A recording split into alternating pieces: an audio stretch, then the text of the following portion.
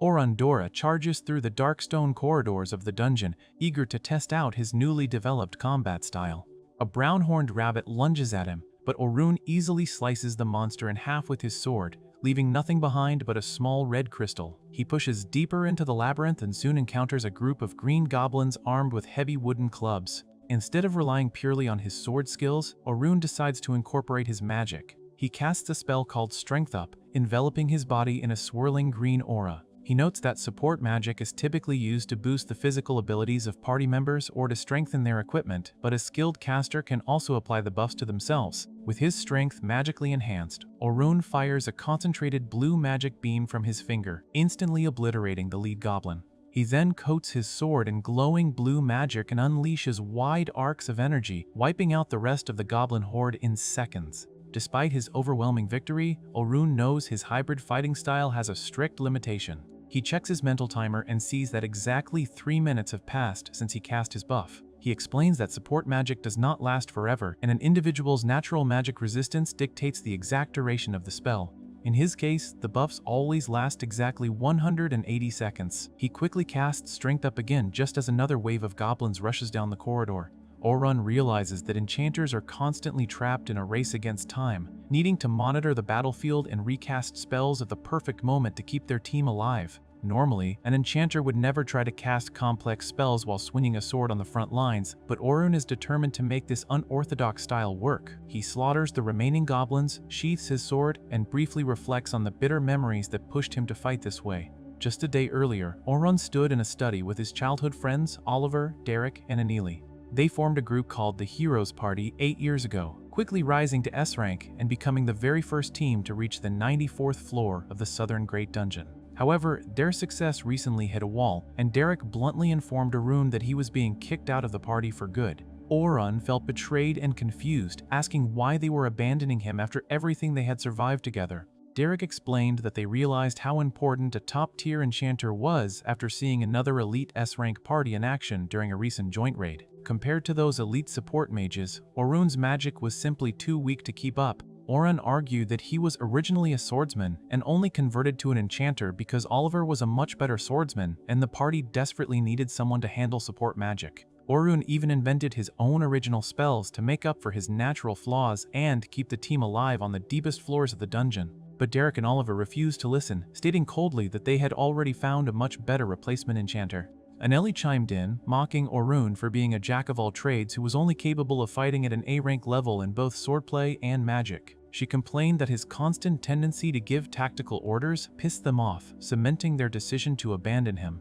Realizing there was no place for him in the group anymore, Orun accepted his sudden expulsion, thanked them for the past 8 years, and walked away. Back in the present, Orun resolves to turn their insult into his greatest strength. He vows to become a true jack-of-all-trades, an adventurer who can master both swordsmanship and magic perfectly, so no one will ever look down on him again. Satisfied with his solo training, he heads over to the teleportation crystal to register his progress, allowing him to start his next run straight from the 7th floor. Just as he prepares to leave the dungeon, a panicked group of 4 adventurers sprints past him, fleeing for their lives from a massive horde of orcs. Orun overhears them arguing loudly. The blonde boy in the group is distressed because they left a brand new recruit behind to die. The woman in the brown cloak desperately defends her decision, claiming that prioritizing her old friends over a girl who just joined today was the right call to avoid a total party wipe. Orun initially decides not to get involved, assuming the girl simply had bad luck joining a cowardly party.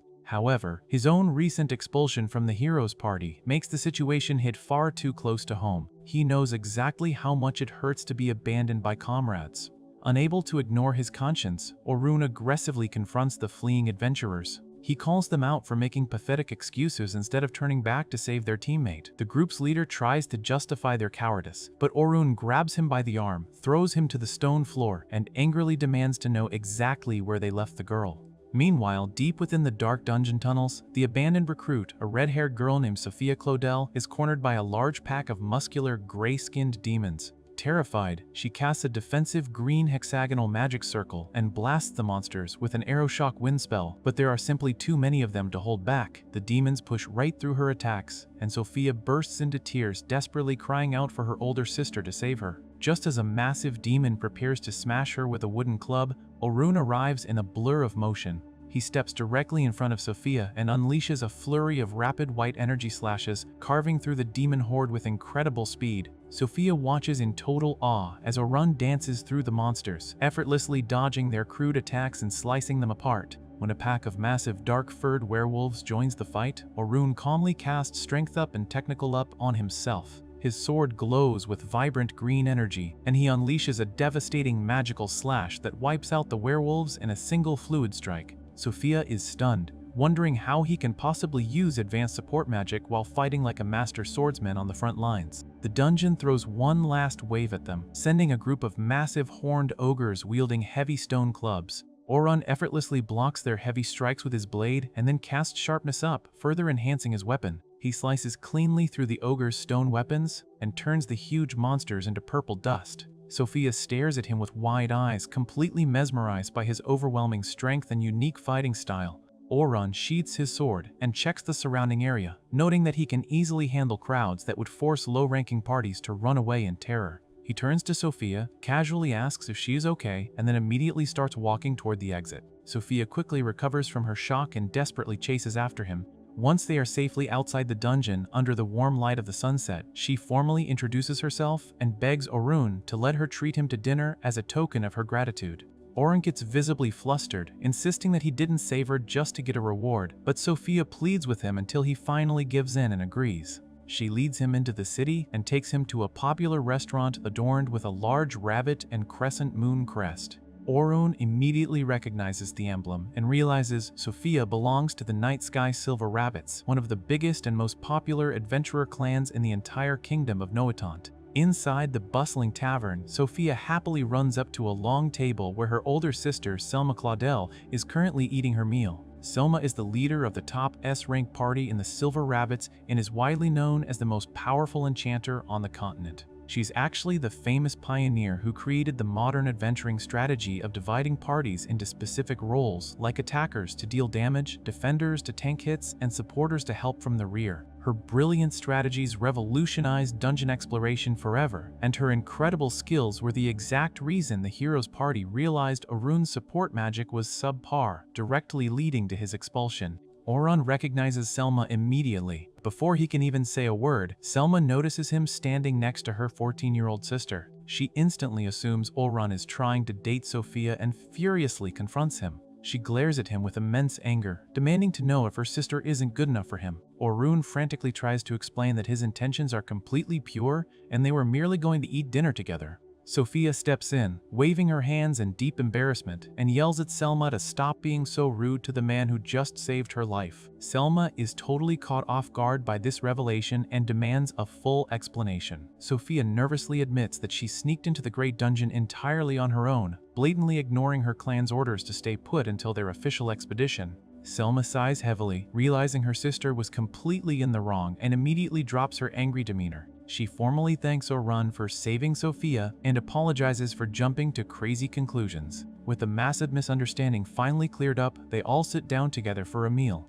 As they talk over tea and food, Selma realizes she actually recognizes Orun from the massive joint raid last month. They had been stationed together as enchanters, and Selma openly praises Orun for his excellent support skills and highly effective tactical commands. Sophia is shocked to learn that Orun and her sister already know each other, but she becomes even more stunned when Selma casually mentions that Orun is a highly respected member of the legendary Heroes Party. Orun quickly corrects her, stating flatly that he is no longer a hero because he left the party just yesterday. Selma is genuinely surprised that they would willingly let someone with his immense talent go, but Orun humbly claims they had their reasons, and it was a mutual agreement between them. Realizing that Orun is currently a free agent without a party, Selma sees a golden opportunity. She tells Orun she has the perfect job for him and asks him to formally join the Silver Rabbits on their teaching expedition starting the very next day. She explains that the clan's top veteran adventurers are escorting a large group of new recruits down to the 50th floor of the Southern Great Dungeon. The main goal is to have the veterans easily defeat the powerful floor bosses that appear every 10 floors, allowing the rookies to safely register their teleportation crystals and completely bypass months of dangerous grinding. However, doing all of this in just 3 days is a fast and dangerous schedule. Orun points out that pushing weak recruits that quickly is borderline suicidal and suggests the clan should have simply refused their sponsor's crazy demands. Selma remains quiet, but Orun quickly pieces the real strategy together. He realizes that if the Silver Rabbits can successfully drag a huge batch of rookies to the 50th floor, the recruits will gain massive amounts of experience all at once, rapidly strengthening the clan's overall military power for the future. Selma is impressed by his sharp strategic mind and formally requests his help as an armed escort. Sophia eagerly grabs Orun's hands and begs him to come along, making Orun blush furiously. He asks for some time to think about the offer, but he makes one absolute condition completely clear. He tells Selma that he knows she highly respects him as an enchanter, but he has officially converted to being a full-time swordsman.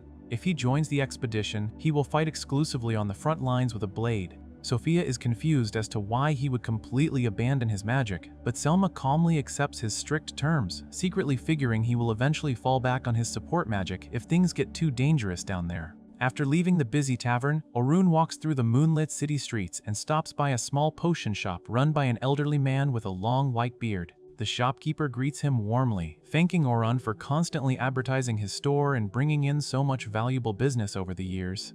Orun looks down, apologizing to the old man. He explains that he was abruptly kicked out of the hero's party, meaning he no longer has the fame or influence to send customers his way. He feels completely useless now that nobody will listen to a disgraced adventurer. The old man simply smiles and tells Orun not to worry about the advertising at all. He explains that he is genuinely grateful to Orun for who he is as a kind person, not just for his lofty status as a hero. The shopkeeper reminds Orun of all his intense hard work and assures him that there are still plenty of people in the world who desperately need his help. He strongly advises Orun to treasure every single word of gratitude he receives from now on, to live his life for himself, and to help others simply because it is the right thing to do.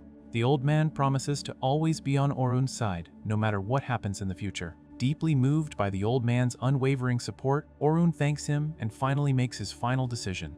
The next morning, Orun arrives at the Night Sky Silver Rabbit headquarters, ready to join the massive expedition. Selma greets him with a warm smile, noting that he looks much livelier and far more relieved now that he is completely free from the toxic environment of the hero's party. Orun agrees, feeling a powerful, renewed sense of purpose. With his painful past finally behind him, the newly minted swordsman prepares to enter the Great Dungeon alongside his new allies. Orun sits in a sunlit office with Vince Briars, the head of the Silver Rabbits, and Selma. Vince tells Orun that he knows all about him leaving the hero's party and points out that they just lost a massive asset. Vince explains that Orhun's support magic might be slightly weaker than average, but his casting speed is 4 times faster than normal. On top of that, Orun uses multiple original spells and has perfect battlefield analysis. Vince believes the hero's party will become much weaker without him, giving the Silver Rabbits a chance to take the top spot. Selma adds that true power often stays hidden, which is why Orun never got the credit he deserved. Vince then goes over the expedition details. He explains they are taking 10 rookie parties and 5 A-rank escorts down to the 51st floor of the Great Dungeon in just 3 days. They will reach floor 21 on the first day, floor 36 on the second day, and floor 51 on the final day. The rookies will rotate fighting monsters, and the escorts will only step in if something dangerous happens. Orun realizes that 5 escorts are way too few for this crazy schedule, and suspects the clan has a hidden motive for pushing the rookies so hard. He figures they will never tell an outsider the real reason, so he decides to just accept the job. Vince offers him 2 gold coins in advance and 10 more upon completion. Orun notes that this is enough to cover a year of living expenses, but Vince insists that they simply value his skills that highly. Orun agrees to do his best and gets ready for the expedition.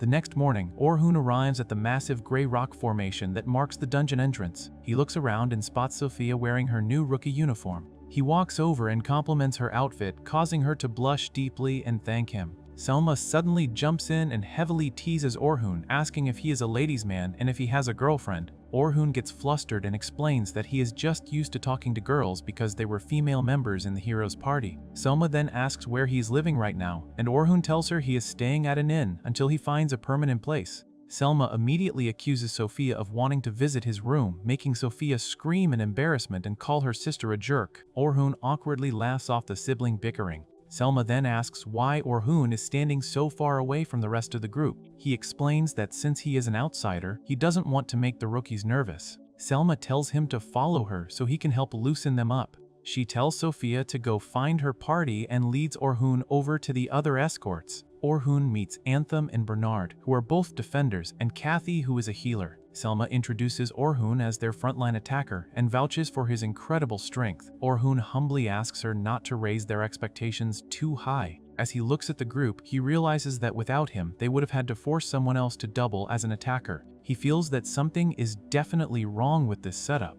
Earlier, Vince and Selma had a private meeting where Vince questioned the logic of putting an enchanter on the front lines. Selma explained that their clan has been completely trapped and unable to move forward since last year. She views Orhun as their wildcard to finally break through their limits and take back what they lost. Back at the dungeon entrance, Selma claps her hands and gathers everyone's attention. She gives a loud speech to the massive crowd of rookies, telling them that they are starting their descent to the 51st floor today. She notices they all look tense and scared, so she introduces Orhun as their special helper. She loudly announces that Orhun is a former member of the famous Heroes Party and has personally reached the 94th floor of the Great Dungeon. The rookies instantly start cheering and whispering in amazement, completely starstruck by the presence of a real hero. Orhun stands there sweating, annoyed that Selma is hyping him up so much. He only wanted the hero title to help advertise the old man's potion shop, and he worries this sudden fame will come back to bite him.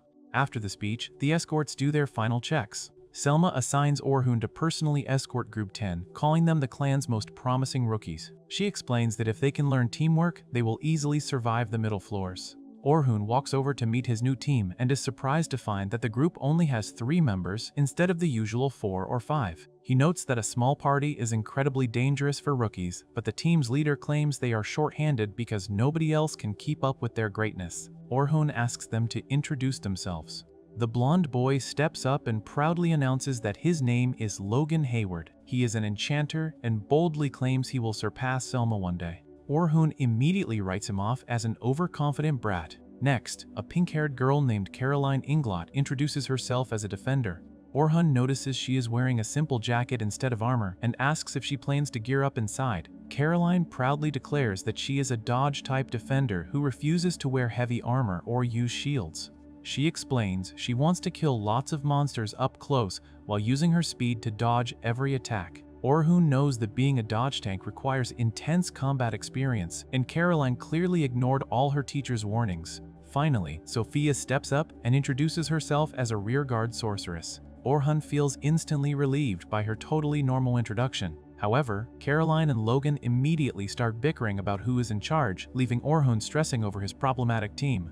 The massive group finally enters the dark, rocky caverns of the Great Dungeon. The rookies fall totally silent out of fear. Caroline walks next to Orhun and constantly pesters him about why he left the Heroes Party. She thinks it is a huge waste because everyone admires them. Orhun finds her extremely annoying and bluntly tells her it is none of her business. Caroline pouts and calls him stingy. She then changes the subject and asks if he knows Sophia. Sophia nervously admits that Orhun is the amazing guy who saved her life the other day. Caroline is thrilled and tells Sophia she has nothing to worry about with a real hero protecting them. As they walk deeper into the dark tunnels, 2 massive white wolves with glowing yellow eyes suddenly lunge at Orhun from the shadows. Instead of drawing his sword, Orhun remains perfectly calm. Glowing magic circles light up the stone floor, and sharp crystal pillars instantly shoot out of the ground, impaling the wolves and turning them into smoke. Orhun explains that he set up magical traps behind them to easily dispatch any monsters trying to ambush them from the rear. He wants to avoid wasting time on useless battles so they can stay on schedule. They quickly reach the 20th floor, and Orhun spends the time carefully evaluating his team's combat skills. He watches Logan cast complex green magic circles and admits the kid is a genuine genius enchanter. Logan easily functions at an A-rank level, but he is terrible at giving orders to his teammates. Orhun figures Logan will improve with more experience. Next, he watches Caroline sprint through the dungeon and attack monsters with 2 curved daggers. Her speed is incredible, but she blindly rushes at every enemy she sees, which terrifies Orhun. He also notes her small daggers lack the destructive power needed for big fights.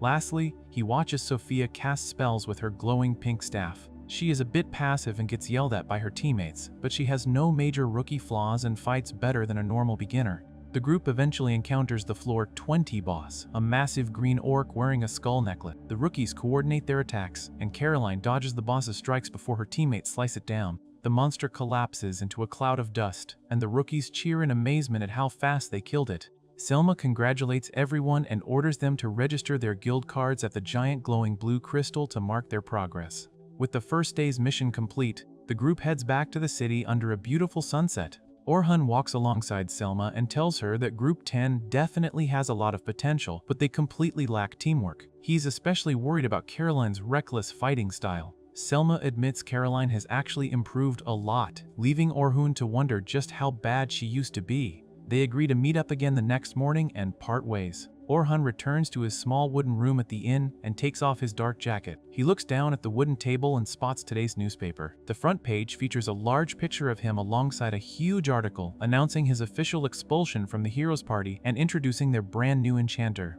Orhun feels a deep sting of betrayal, realizing the party didn't even wait for him to finish his current job before making his humiliation public knowledge. He stares out the window and worries that the rookies will read the article and completely change their high opinion of him.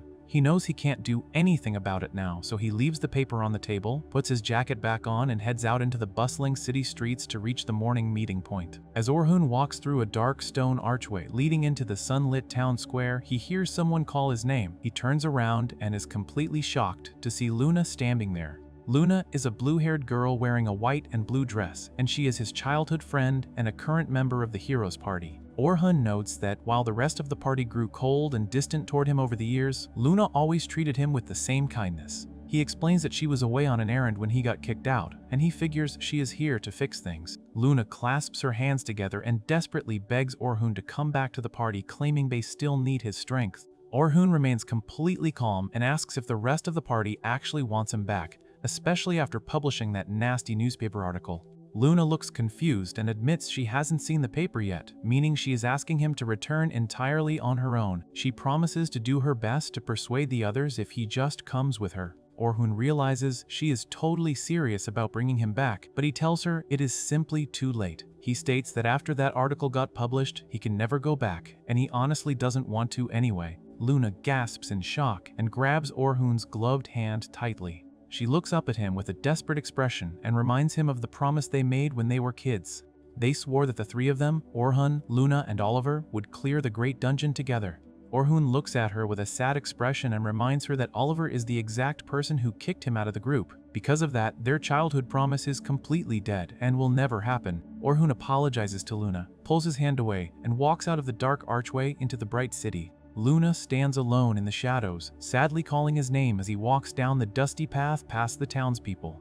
As Orhun heads toward the central tower under the bright blue sky, he remembers the happy days when the three of them used to smile and explore together. He admits to himself that he really wanted things to stay the way they always were so they could fulfill that promise. But he accepts the harsh reality that there is no place for him there anymore. Everything ended the day they abandoned him, and it is simply too late to go back now. After walking away from his childhood friend, Orhun continues toward the gathering point and thinks about the newspaper article that just came out. He knows the news about his banishment for being weak is spreading fast and worries about how many people will still trust him after reading those lies. When he reaches the group of students, he immediately hears them whispering about the paper. The recruits are very confused because Selma praised him so highly the day before. Selma rushes up to Orhun and bows deeply to apologize. She explains that she had no idea about his situation when she used his name to inspire the rookies. Orhun tells her not to worry about it and admits that he should have been more clear about his status to avoid this mess. He promises to fully support them during the dungeon dive so the expedition doesn't fail. The other escorts approach Orhun and tell him they still believe in him. They know he actually made it to the 94th floor in the past, so they aren't worried about his skills at all. Orhun smiles and promises to handle his end of the job. Orhun then regroups with his assigned team consisting of Caroline, Sophia, and Logan. Caroline immediately brings up the newspaper article and loudly declares that the story is completely made up and none of it matters.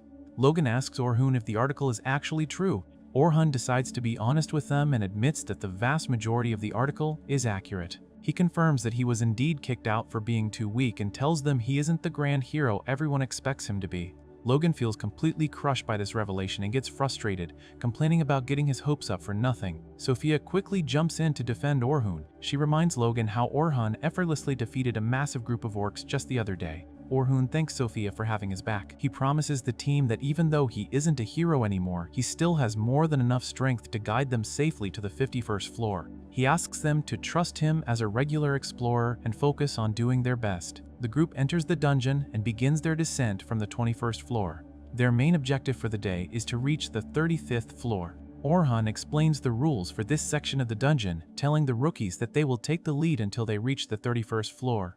Until then, he won't give them any combat instructions and will only step in if things get out of hand. The team pushes forward through the dark tunnels. Caroline easily slices through a group of frog monsters using her daggers, and Sophia uses her magic staff to blast a wolf monster with fire. Orhun watches them handle the enemies perfectly and is glad to see that the girls still trust him and follow his lead. Logan remains quiet and skeptical, still doubting Orhun's actual abilities. Eventually, the team reaches the 31st floor. Orhun announces that he is now taking full command and will be giving all the orders from this point forward. He tells everyone to stay sharp because the monsters down here are much stronger. He senses a group of enemies ahead and asks if everyone is ready. The girls eagerly agree. A pack of goblins and a massive horned orc suddenly appear from behind the rock pillars. Orhun quickly issues his first command, telling Caroline to run forward and draw the goblins' attention away from the rest of the group. Caroline happily agrees and sprints straight toward the enemies. Orhun then orders Sophia to focus on the large orc in the back.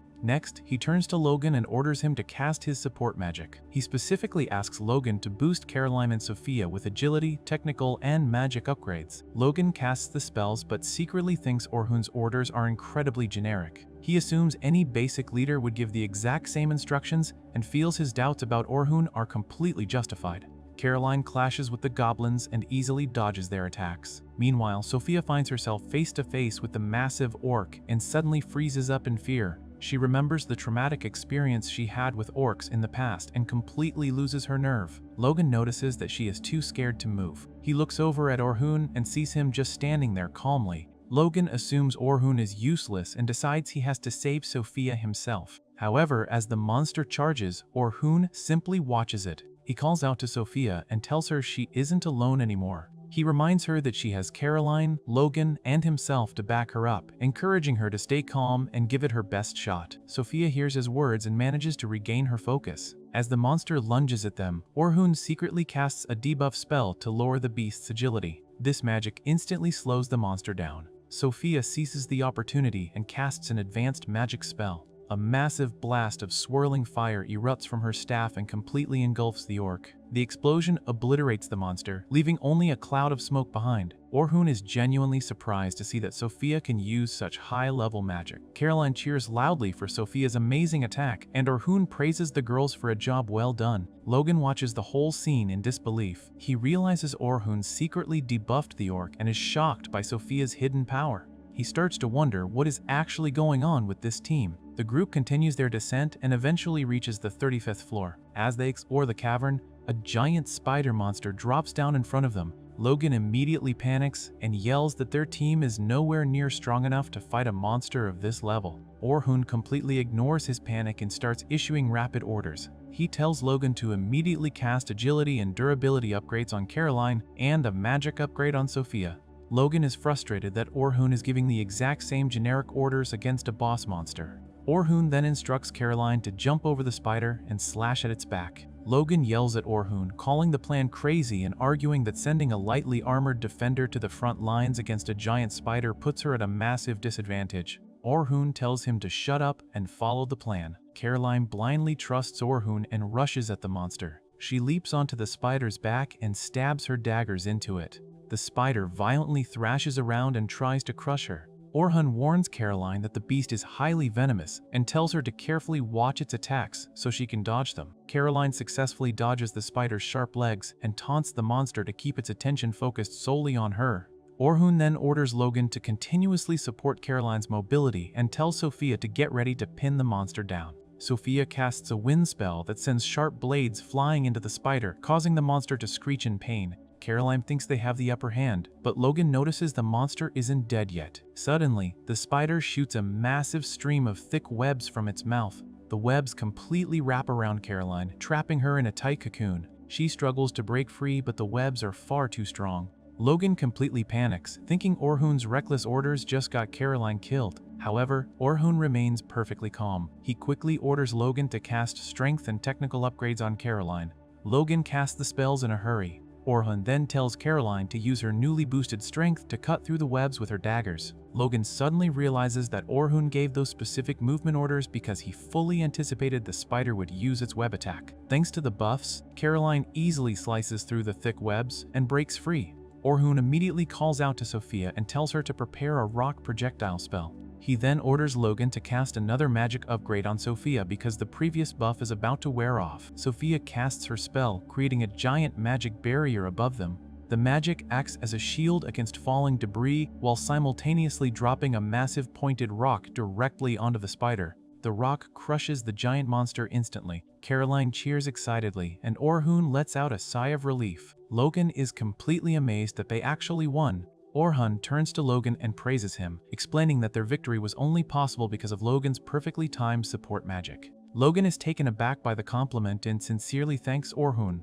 With the boss defeated, Orhun announces that they are heading back to the surface for the day. Back outside the dungeon, the sun sets over the canyon. Selma gathers all the rookies and congratulates them on a successful dive. She reminds everyone that tomorrow is the final day of the expedition, so they need to get plenty of rest to prepare. After the recruits are dismissed, two of the other escorts approach Orhun. They invite him to join them for dinner at a local tavern. Orhun gladly accepts the invitation, happy to see that the other escorts don't hold the newspaper article against him. They head into town together. Meanwhile, Logan, Caroline, and Sophia gather in a quiet room to discuss the day's events. Logan is deeply curious about Orhun and asks the girls to explain exactly how he fought during the previous day's solo rescue. Sophia tells him that Orhun used an incredible wind blast to defeat the enemies, and Caroline adds that he also used a sharpness upgrade to power up his sword.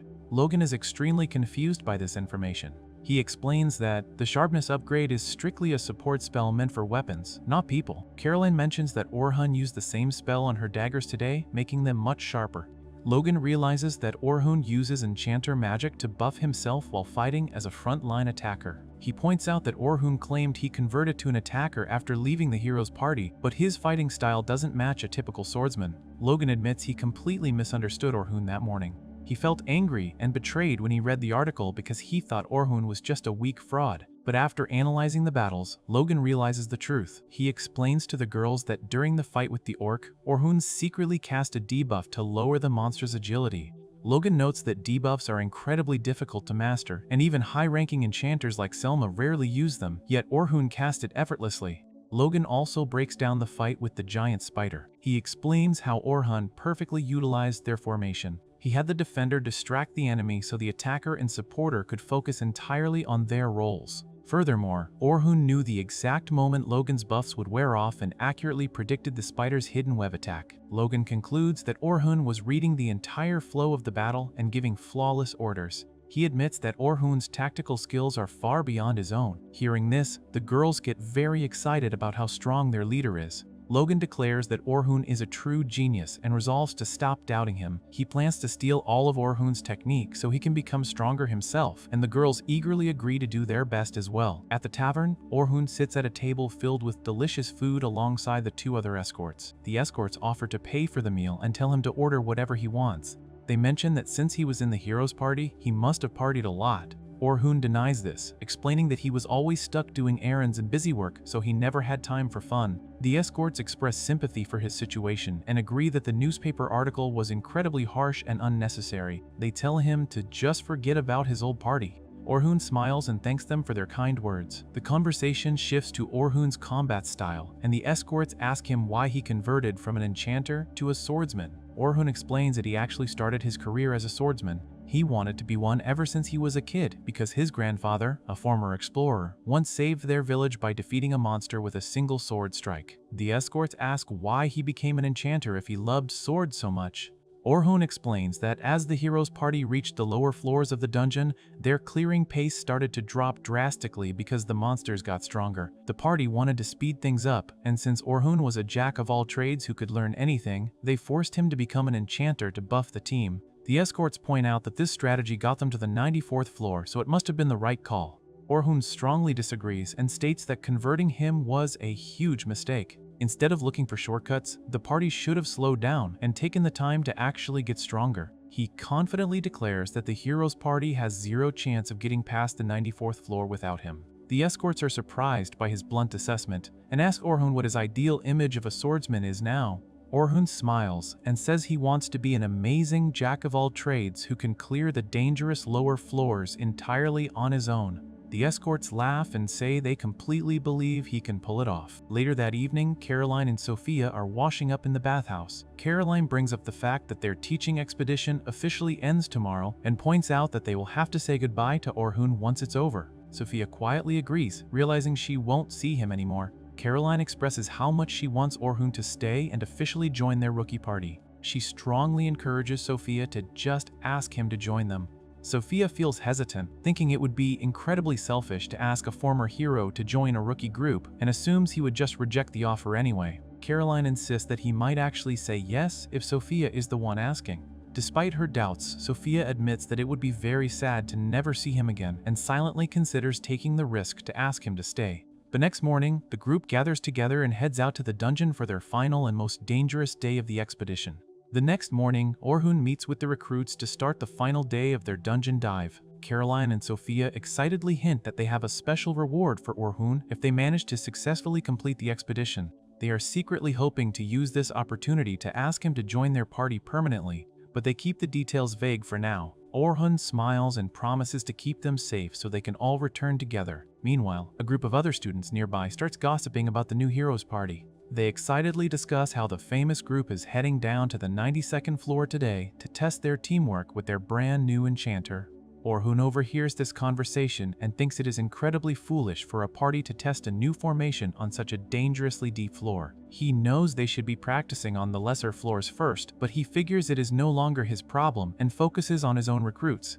Down in the dark depths of the 92nd floor, the heroes party is highly confident and ready for action. Oliver, Derek, Annalie, Luna, and their new enchanter Philly stand together in the rocky cavern. Oliver cheerfully declares that Orhun is no longer holding them back and expects Philly to easily impress them with her high-level skills. Philly nervously promises to do her best, completely unaware of the disaster waiting for them. The narrative then shifts back to 2 days prior, when the party threw a lavish welcome feast for Philly in a fancy wood-paneled room. They celebrated her arrival as a highly skilled enchanter who had previously reached the 100th floor in another dungeon. During the feast, they eagerly trash-talk Orhun, complaining about how he mismanaged their funds and acted incredibly stingy with the party's money.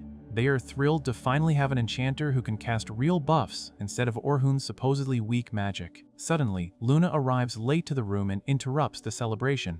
She anxiously asks why she just heard rumors about Orhun diving with a rookie group called the Night Sky Silver Rabbits. Oliver and Derek casually reveal that they kicked Orhun out of the party for being too weak while she was away. Luna is completely horrified by this news and strictly opposes replacing him. She explains that Orhun was the absolute core of the party and they cannot possibly survive without his guidance.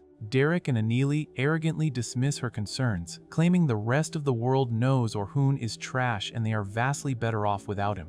When Oliver officially announces their plan to test Philly on the 92nd floor in 2 days, Luna strongly protests the reckless idea. She reminds them that they barely survived fighting the Black Dragon down there even with Orhun fully supporting them. Oliver insists they won't actually fight the dragon and just want to test their basic teamwork against lesser monsters. He completely ignores Luna's warnings and forces her to comply with the plan. Back in the present, the party engages a massive 4-tusked mammoth monster in the rocky cavern, but everything immediately goes wrong. Oliver charges forward with his golden sword, but the weapon feels incredibly heavy in his hands. He struggles to swing it properly and realizes his buffs keep wearing off almost instantly. He angrily yells at Philly to fix her magic, but she is completely overwhelmed by the chaotic battle. She frantically apologizes and admits she hasn't figured out their specific combat flow yet. The mammoth retaliates by firing a powerful magical beam from its eyes. Derek steps up to protect the group with his heavy red shield, expecting to deflect the attack easily like he always does. Instead, the blast completely overpowers him and violently blows him away. Annalie gets heavily frustrated and tries to retaliate with her usual fire bullet spell, assuming it will obliterate the beast in one hit. However, her magic is ridiculously weak and barely creates a small spark against the mammoth's tough hide.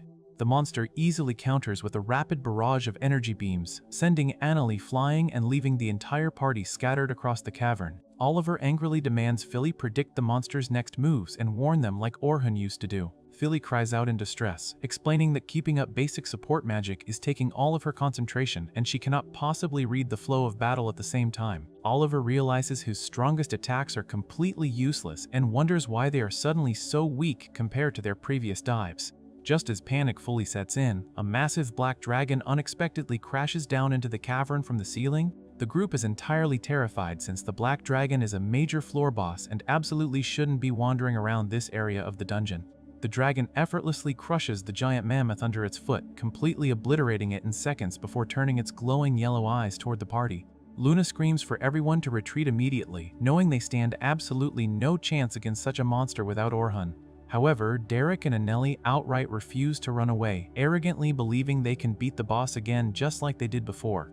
Anili casts a massive explosion spell directly at the dragon's face, but the intense fire does absolutely nothing to the creature. In an instant, the dragon unleashes a massive beam of energy that blasts Anelli and Derek, critically injuring both of them and leaving them unconscious on the cracked rocky floor. Luna frantically uses her staff to heal their severe wounds, while Oliver desperately tries to buy some time for the group. He charges up his ultimate attack, Divine Flash, and leaps into the air to clash directly with the dragon's fiery breath. The resulting magical explosion is absolutely massive, but it completely overpowers Oliver's strike and sends him violently tumbling backward through the smoke. Realizing they are completely outmatched and about to be permanently wiped out, Luna tells Oliver they have no other choice but to use a fickle gate to escape the cavern. She explains that the magical artifact will forcibly teleport them to a random boss room located somewhere between the upper and lower floors. She admits that fighting a random boss is still incredibly dangerous, but it is far better than dying to the black dragon right now. Oliver reluctantly agrees to the desperate plan, and they forcefully smash the glowing vial on the ground. A bright purple portal opens up immediately, and the group quickly grabs their injured members and jumps through, landing in a snowy, crystalline landscape. However, to their absolute horror, the portal expands behind them and the black dragon flies right through it, relentlessly following them into the new zone. The dragon then immediately vanishes into another portal, completely escaping into the upper levels of the dungeon. Instead of feeling relieved that the monster is finally gone, Luna completely panics. She realizes the black dragon is now totally loose in the easier floors and will absolutely slaughter unsuspecting low-level adventurers who have no idea a boss monster is wandering around. She tells the group they have to rush back to the guild immediately and request a forced teleport using their guild cards to safely evacuate everyone from the dungeon. However, doing so means they will suffer severe penalties from the guild and will ultimately have to fight the dragon again to clean up their own disastrous mess. Luna states they have to swallow their immense pride and ask Orhun for help, firmly suggesting they swap Philly out for him to survive the upcoming battle. Oliver flatly refuses to ever beg Orhun for help, still desperately clinging to his shattered pride. Luna finally snaps and explains the harsh truth about why their party is suddenly so incredibly weak. She reveals that Orhun wasn't just casting basic buffs on them like a normal enchanter. Because their specific bodies have abnormally high magic resistance, normal support magic only lasts a single minute on them, making them a terrible fit for any regular enchanter like Philly.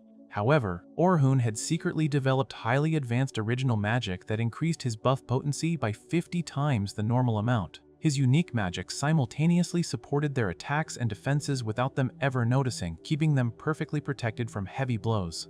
Luna explains that Oliver and Anelli's massive attacks were entirely due to Orhun's hidden 50-fold power boost. Oliver's ultimate Divine Flash was actually a very weak attack on its own because he never spent enough time gathering magical energy. He only thought he was incredibly strong because Orhun was silently carrying the entire team from the shadows. Luna aggressively points out that their sheer arrogance blinded them to the truth, and they mistakenly believed they were powerful enough to clear the dangerous dungeon entirely on their own. Hearing this brutal reality, Oliver is completely crushed. He realizes his entire identity as a powerful hero was a complete lie fabricated by Orhun's masterful support magic. The heavily injured group slowly manages to escape the dungeon and return to the surface, feeling completely defeated and severely demoralized. As they walk through the canyon path outside the dungeon entrance, other adventurers spot them and start loudly cheering. The crowd eagerly praises the heroes' party for their amazing skills, completely assuming they just successfully cleared the deepest floors of the dungeon. Hearing the enthusiastic cheers and unearned praise only makes Oliver feel immensely worse about himself. Filled with overwhelming regret, shame, and anger, Oliver tightly grips his sword, heavily grits his teeth, and angrily yells out that they are not heroes at all. He loudly screams that they just put every single adventurer in the dungeon in extreme danger because of their utter stupidity and blind arrogance. He firmly states that they have absolutely no right to be called heroes by anyone ever again. Oliver completely breaks down as he realizes that the time he thought he single-handedly defeated the Black Dragon was a total illusion, and he finally accepts the painful truth that their entire party is absolutely nothing without Orhun. The next morning, Orhun meets with the new recruits to start the final day of their dungeon dive. Their goal for the current expedition is to clear the dungeon from the 36th floor all the way down to the 50th floor. Once they finally hit the 51st floor, they plan to use their teleportation crystals to head back to the surface and call it a day. Orhun outlines the battle plan for the recruits, explaining that the veteran chaperones will handle all the powerful monsters that the new recruits cannot fight, and then everyone will team up together for the major boss fights. Even though the plan seems completely doable, Orhun senses a deeply ominous feeling radiating from the great dungeon. He cannot quite place the source of the dread, but he feels like something terrible is about to happen today. Caroline completely ignores the tension and eagerly asks what kind of monsters they will slaughter today. Orhun reminds her that she is a defender and cannot just rush at the monsters blindly like she usually does. Caroline argues that if she fights entirely alone on the front lines, everyone else will not have to work as hard. Orhun strictly advises her to start thinking of herself as part of a team since there is a hard limit to what a single person can accomplish. Logan jumps into the conversation and points out that Albert Sensible used to say the exact same thing about teamwork. Orhun recognizes the name and asks if Logan means the famous undisputed ace of the night sky, Silver Rabbits. Logan confirms it and explains that Albert is still a massive hero to everyone in the clan, but he tragically died fighting the Black Dragon on the 92nd floor the previous year. Logan reveals that Albert actually lost his life trying to protect his defender, who was supposed to be the one protecting him. Hearing this tragic story deeply affects Caroline. She quietly concludes that to prevent her own comrades from dying, she simply needs to keep the people she is protecting as far away from the danger as possible by fighting completely alone on the front lines. Orhun notices her intense expression and decides he needs to guide her properly so she does not get herself killed with that reckless mindset. He agrees to give her more combat advice, and Sophia and Logan immediately demand that Orhun teach them what they need to do to get stronger as well. Orhun happily agrees to help them all. The massive group descends to the 36th floor, which is filled with massive rocky stalagmites. Selma, the red-haired leader of the Night Sky Silver Rabbits, approaches Orhun and notes that the recruits have really taken a liking to him. Orhun admits he was slightly worried after the negative newspaper article about him getting kicked out of the Heroes Party, but he is glad the clan accepted him so quickly. Selma explains that Logan and Caroline can be a real handful, but they have bright futures, so she asks Orhun to look after them. They briefly discuss Albert's death, and Selma confesses that losing Albert was a massive blow to the clan. She explains that his death is exactly why the Heroes Party managed to take the lead in conquering the Great Dungeon. Orhun sympathizes with her, noting that his former party also struggled heavily against the Black Dragon and could have easily lost members just like the Silver Rabbits did. Selma fondly remembers Albert as someone everyone could always count on, and she admits the clan is still struggling to fill the massive hole he left behind. She then shifts the conversation and subtly hints at recruiting Orhun permanently. She mentions that her clan leader believes one party does not need two enchanters, especially since Selma herself is considered the best enchanter on the continent. However, since Orhun specifically asked to join them as a swordsman for this dive, Selma plans to closely watch his performance during the floor boss battle to see exactly what he is capable of. The group continues their descent and finally reaches the 40th floor. Selma announces that they will be splitting into smaller groups to cover more ground and will meet up right before the floor boss room. Group 10, consisting solely of Orhun, Caroline, Sophia, and Logan, is assigned to navigate their own path. Logan feels a bit nervous about being completely alone without the older veterans, but Orhun explains that learning to navigate the different paths and find the floor boss is essential training. He tells them that advanced adventurers make multiple trips to map out the floors, find the right path, and share that information with their clans. Since Orhun has been deeper in the dungeon than anyone else, the recruits eagerly beg him to share his knowledge about the lower levels. Orhun explains that the lower floors starting at level 76 are like a freezing snow-covered mountain filled with powerful ice lizards and constant blizzards. He then describes the deepest floor starting at level 91 as a massive, rotting swamp. The recruits constantly bombard him with excited questions about the monsters and floor bosses until Orhun laughingly limits them to one question per person. Meanwhile, back on the surface, Luna completely ignores protocol and bursts directly into the Guildmaster's office. She forcefully demands that they immediately execute a forced teleport to evacuate absolutely everyone currently inside the dungeon. The Guildmaster refuses, explaining that a forced teleport requires an incredible amount of mana and is strictly reserved for massive emergencies. Luna quickly reveals the horrifying truth to the room. She explains that the black dragon from the 92nd floor managed to fly through their fickle gate. Since fickle gates teleport targets to completely random boss rooms, nobody has any idea where the black dragon currently is. It could be lurking on the higher, middle, or lower floors, meaning unsuspecting adventurers might run directly into it at any moment. The Guildmaster is utterly shocked to learn that a floor boss can even use a magic item. An official in a red cape argues that they need to authorize the teleport immediately to save lives, but the Guildmaster hesitates, stating they need to hold a formal conference to discuss the rules first. Luna desperately shouts that there is absolutely no time for a meeting because the people inside the dungeon have no idea a massive boss monster is actively hunting them. Back on the 40th floor, Orhun's group wanders through a massive cavern. The recruits find it incredibly strange that they have not encountered a single monster in such a large room. Orhun feels the exact same nasty, creeping sensation he experienced before entering the dungeon. It feels as though all the regular monsters are hiding in absolute terror from something much bigger. Suddenly, a blue-skinned azure goblin jumps out from the shadows.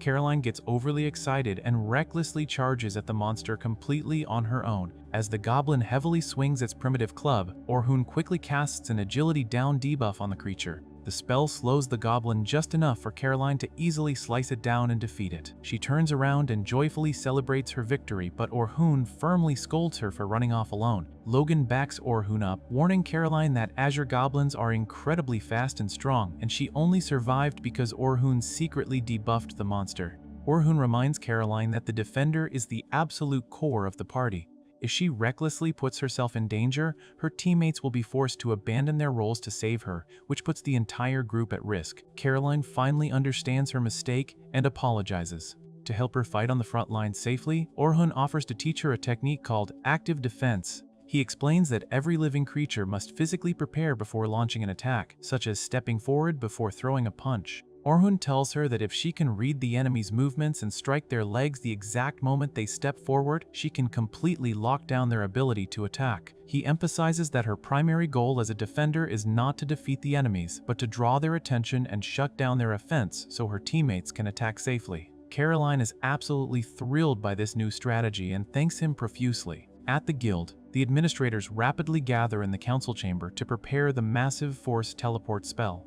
The Guildmaster heavily scolds Oliver and his party for allowing the Black Dragon to escape in the first place. Oliver stubbornly insists that they did nothing wrong, completely refusing to accept any blame for the disaster. Luna just looks away, feeling completely ashamed of her party's overwhelming arrogance. Outside the dungeon entrance, Luna brutally confronts Oliver about his attitude. She explicitly tells him that without Orhun, their S-rank party is currently the weakest group in the entire world. Oliver gets incredibly angry and deeply offended, but Luna completely ignores his outburst. She firmly states that they absolutely cannot fight the Black Dragon again without Orhun's help, and whether they all survive this catastrophe is entirely up to him. Back in the dungeon, Logan asks Orhun to teach him about debuffs. Orhun explains that debuffs are an advanced type of support magic that relies heavily on the enemy's magic resistance. He tells Logan that floor bosses and deep-level monsters have massive magic resistance, making debuffs highly inefficient against them. Instead, Orhun advises Logan to focus entirely on mastering his basic buffs and gaining more combat experience. However, to give Logan another tactical tool, Orhun demonstrates trap magic. He suddenly tells the group to look behind them. Two massive white wolves charge out of the darkness directly at the group's exposed rear. Right before the wolves can strike, a glowing golden magic circle triggers on the ground. A massive explosion of jagged, icy spikes erupts from the floor, instantly impaling and destroying the wolves. Orhun explains that he set the trap magic earlier without anyone noticing. By using traps to cover their blind spots and restrict the enemy's movement, an enchanter ensures the rest of the party can focus purely on attacking the enemies in front of them. Logan is completely mesmerized and realizes this is exactly the kind of enchanter he wants to become. Next, Orhun teaches Sophia about parallel construction, which is the ability to cast multiple spells simultaneously. He explains that deep-level monsters are far too tough to kill with a single high-ranking spell. Since preparing spells takes a lot of time and leaves the caster completely defenseless, an advanced mage must start constructing their second spell while the first one is only halfway finished. By constantly chaining spells together without any downtime, a mage can maintain a relentless offensive. He suggests Sophia ask her sister Selma to train her in this technique, but Sophia blushes heavily and shyly asks Orhun to teach her instead. Orhun gets a little flustered but agrees to help her as long as Selma approves. Sophia is overjoyed by his answer. In the council chamber, the massive teleportation spell is finally ready to be charged with mana. The guildmaster orders the heroes party to head back into the dungeon and completely defeat the black dragon once the teleport is complete. The party members are terrified, knowing they have not recovered from their first devastating fight with the monster.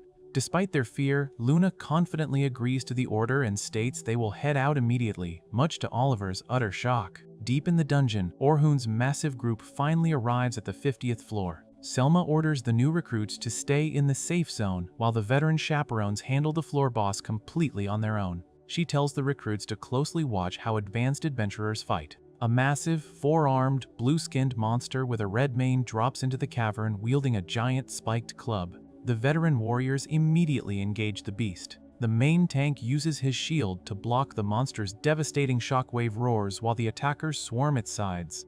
When the monster raises its club for a massive strike, a dark-haired warrior uses active defense. He violently slashes the monster's legs right as it steps forward, perfectly interrupting the attack and forcing the beast to step onto a glowing magic trap. The trap completely paralyzes the boss. Taking immediate advantage of the opening, Selma demonstrates parallel construction. She perfectly weaves 5 different magical spells simultaneously, creating a massive barrage of green energy that blasts the monster. The silver-armored knight then leaps into the air and finishes the boss with a devastating energy slash, instantly turning the massive creature into a glowing red gem. From the safe zone, Caroline, Logan, and Sophia are utterly amazed. They realize that the veterans wasted absolutely no movements and fought as a perfect team by setting up attacks for each other. However, the fight is not over yet. Another floor boss suddenly emerges from the darkness. It is a gigantic purple crab monster with massive, jagged pincers and a highly armored shell. Shizuku Yagashi tells the group that they need to cut off the monster's claws first so they can break open its incredibly tough shell. Everyone completely relies on Orhun to handle the thick armor. Orhun readies his silver sword and charges directly at the giant crab. As the monster violently swings its massive pincer, Orhun activates his totally original spell called Impact. He explains that the spell is practically a cheat code he created by accident. Impact forcibly enhances his equipment's power and his own magic by 100 times for a single instant. He admits he feels guilty using such an overpowered spell, but he needs it to survive the deepest floors. Orhun leaps into the air and strikes the crab's pincer. A blinding blue flash of energy completely severs the massive claw in a single hit. The recruits watch in absolute shock at Orhun's overwhelming physical strength. With the crab defenseless, Selma orders a full-scale attack. The entire veteran group unleashes a massive barrage of green magical energy. A blonde knight easily blocks the crab's remaining attacks with his shield, and a final purple energy slash violently splits the crab's shell completely in half. The monster dissolves into mist, leaving behind a small gem. Selma congratulates the entire assembly on their hard work over the past 3 days, and announces that it is finally time to head home. The recruits cheer loudly. Orhun smiles and crosses his arms, feeling immensely relieved that his job as an instructor is finally done. He is incredibly glad that nothing bad happened during the dive. Caroline eagerly runs up to Orhun to celebrate their victory, but suddenly, a terrifying sound echoes through the cavern. The dark, textured rock ceiling above them literally cracks like fragile glass. The stone violently shatters, revealing a blinding, shimmering purple light pouring into the room. A massive black dragon with glowing yellow eyes violently bursts through the shattered ceiling and drops directly into the cavern. Caroline screams in pure terror as the towering beast roars, and Orhun looks up in absolute shock and horror, unable to comprehend how the most dangerous monster in the dungeon is standing right in front of them. The massive armored black dragon drops into the cavern right in front of the group and lets out a terrifying roar. The new recruits are completely paralyzed by fear, and even the veteran chaperones can barely comprehend that the tyrant of the deep floors is actually standing right in front of them. Orhun knows the boss of this floor is already dead, so if they can just get past the black dragon and reach the teleportation crystal, they might be able to escape to the surface. He thinks about running away to save himself, knowing the monsters usually target large groups, but he quickly crushes that cowardly thought. He firmly grips his sword and vows to protect the rookies no matter the cost, deciding that the only way for anyone to survive is to actually defeat the beast. He orders the chaperones to take a defensive posture and do whatever it takes to keep the recruits safe while he charges forward. The dragon opens its massive jaws and unleashes a colossal blast of yellow energy, but Kathy quickly throws up a magical ward to protect the group. The blast hits the shield, creating a blinding explosion, but Orhun leaps right through the fire and uses a blue magical attack to strike the dragon's head. When the smoke clears, the group is amazed to find themselves completely unharmed, realizing Orhun somehow strengthened their ward at the exact right moment. Orhun doesn't waste a second and bites down on a glowing vial before dashing at the dragon with his two swords. He flawlessly dodges the creature's attacks and aims specifically for the brief instant when its eyes are closed, striking its head and leg with incredible speed. His rapid attacks trigger a massive yellow explosion that fills the cavern with thick smoke. The recruits cheer, thinking the beast is dead, but as the dust settles, the black dragon stands there completely unbothered. Orhun admits his regular attacks aren't going to cut it, so he tells the others to stay put while he handles the monster himself. Caroline is absolutely terrified and begs him not to fight it alone, remembering that this exact monster killed their clan's ace, Albert, and she doesn't want to see Orhun die the same way. Orhun ignores her pleas and actively draws the dragon's aggro by shouting and waving his sword, ensuring it completely focuses its attacks on him instead of the vulnerable rookies. The dragon takes the bait and breathes a massive torrent of fire straight at him. Instead of dodging, Orhun just stands there and casts one of his original spells called Reflective Wall. A glowing green barrier appears in front of him and effortlessly bounces the incredibly powerful fire breath right back into the dragon's face. The recruits are completely baffled by the spell since they have never seen anything like it before, and Orhun proudly explains that his custom barrier reflects any force that touches it back onto the attacker. Despite taking its own fire breath to the face, the dragon remains totally unharmed. Realizing he needs to take some serious risks, Orhun completely abandons standard tactics and starts casting status up on himself. He doesn't just cast it once or twice, but repeatedly shouts the incantation, chaining the spell over and over until he hits an octaval boost. Selma watches in utter disbelief, explaining to the rookies that recasting a buff usually just resets the timer, but Orhun is somehow forcing the spell to stack. He ends up multiplying his stats 32 times by simultaneously constructing 30 different support spells at once. The insane power surge covers him in yellow electricity, but the physical toll is massive, causing blood to drip from his nose and mouth. He knows his body can't handle the strain for long, so he immediately blitzes the dragon with unbelievable speed. He moves so fast that he just looks like a yellow streak bouncing around the cavern, slicing into the dragon's thick scales and leaving a trail of sparks. He even materializes stepping stones out of pure magic in mid-air, completely defying gravity to maneuver around the beast's massive frame. He explains to his awestruck party that this isn't normal magic, but a rare special ability called Magical Convergence, which allows him to gather magic into a single point to materialize it for incredible mobility or devastating attacks. Combining his insane speed with his buffs, he casts Sharpness Up and Durable Up on his blade, activates his cheat spell Impact, and dives straight through the dragon's incoming blue breath attack. He violently slashes the creature's head, causing its massive body to collapse into thick clouds of smoke. The recruits go absolutely wild, thinking he finally killed it, but Selma's intuition tells her the fight is far from over. Suddenly, the ground violently shakes and the dragon re-emerges from the dust, now covered in glowing orange and purple markings.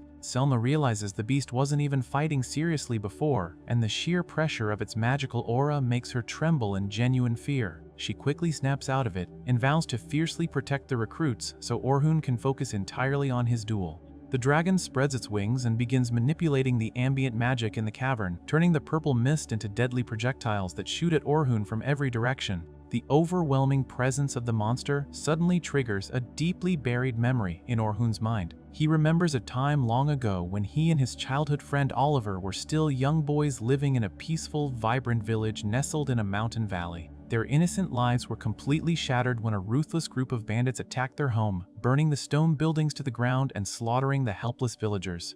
Orhun recalls standing in the burning ruins, surrounded by the bloody bodies of his neighbors, while Oliver cried uncontrollably next to him. The next morning, as they stood in a field of freshly dug graves with wooden markers, Oliver clenched his fists and swore he would get strong enough so nobody could ever steal from him again. In that same moment, a tearful Orhun made his own vow, promising to become an adventurer and seek ultimate power so that the horrors of the world could never grind him down. He swore he would become strong enough to protect everything he cared about. Snapping back to the present reality, Orhun channels that ancient vow, refusing to let the terrifying monster in front of him take away the lives of his new comrades. He recognizes the Black Dragon's current attack pattern as a corrupted version of his own magical convergence, noting how the beast uses the ambient magic to attack from all sides. He confidently taunts the beast for underestimating him and leaps into the air, dodging the barrage of purple needles while retaliating with fire bullet. The dragon proves incredibly persistent and rapidly increases the speed of its attacks. When Orhun realizes he can't dodge a massive incoming beam, he quickly summons a rock wall to absorb the impact and relies on his pre-placed reflective wall to bounce away the stray shots. He perfectly utilizes active defense, constantly striking the dragon the exact moment it tries to attack, completely pinning it down and forcing it to focus entirely on him.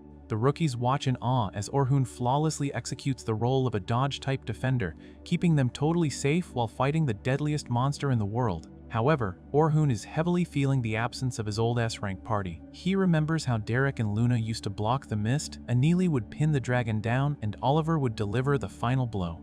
Now, he has to perform all of those difficult roles simultaneously. Determined to win without them, he sets up a brilliant trap by casting Raise and Repeat, an original spell that absorbs ambient magic to replicate a previous attack at a much higher intensity. A massive network of glowing magic circles surrounds the dragon, triggering a devastating series of fiery explosions that rival a top-tier mage's ultimate attack. With the dragon momentarily staggered, Orhun decides it's time to play the attacker role. He gathers his magical convergence into his hands, but instead of forming a golden sword like Oliver usually does, he materializes a pitch-black blade. He proudly declares that he wants to be a swordsman who can fulfill every single role in a party. And then he unleashes Divine Flash combined with Impact. A blinding purple and white energy slash completely eradicates the dragon, leaving nothing but smoke and jagged shards in its wake. The group cheers once again, but their relief is instantly shattered when a massive glowing red eye pierces through the gloom. The black dragon actually sacrificed its own tail to survive the ultimate attack.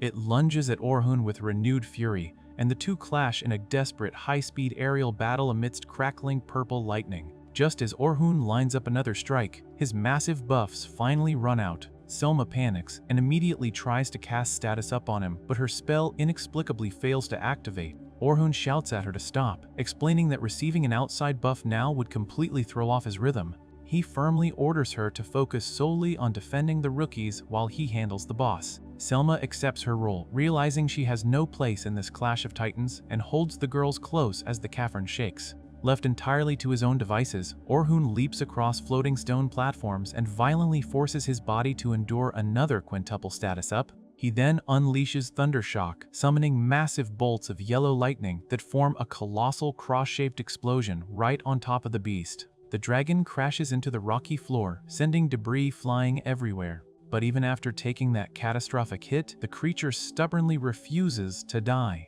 Orhun drops to his knees, utterly exhausted and gasping for air, and realizes his blade is completely shattered. Seeing the beast is just as battered as he is, he decides to bet everything on one final overwhelming strike. He activates a terrifying spell called Destruction, converging a highly amplified mass of pure magic into a gigantic, pitch-black greatsword that dwarfs his own body. The sheer magical pressure radiating from the blade absolutely stuns the recruits. Orhun explains that this spell's raw power completely exceeds special rank magic, even without using impact. He grabs the massive hilt, wraps himself in his yellow aura, and launches himself straight at the dragon. He zips through the cavern like a meteor, flying through a series of glowing green seals that cast weight up on his giant sword, multiplying its mass with every ring he passes. The dragon tries to stop him with a desperate barrage of purple beams, but Orhun easily deflects them with reflective wall and keeps his forward momentum. He reaches the center of the dragon's guard, screams at the top of his lungs, and perfectly activates impact right as the colossal blade connects. The resulting explosion is completely indescribable. A blinding eruption of red, white, and yellow light that completely annihilates the black dragon and turns the entire cavern into a chaotic storm of energy. When the blinding light finally fades, thick clouds of black and red smoke slowly drift across the ruined battlefield. Selma and the rookies peek out from behind their glowing green barrier, desperately searching the dust for any sign of survival. Slowly, a lone figure emerges from the heavy mist. Orhun walks toward them, his clothes torn and his body battered, but he is still tightly gripping his bizarrely shaped sword. He lets out a heavy sigh, closes his eyes, and gives them a weak, relieved smile as his body finally gives out. He collapses forward, but Caroline excitedly rushes in and catches him before he hits the ground. The rest of the group swarms around them, cheering wildly and crying tears of joy as they realize the impossible has actually happened.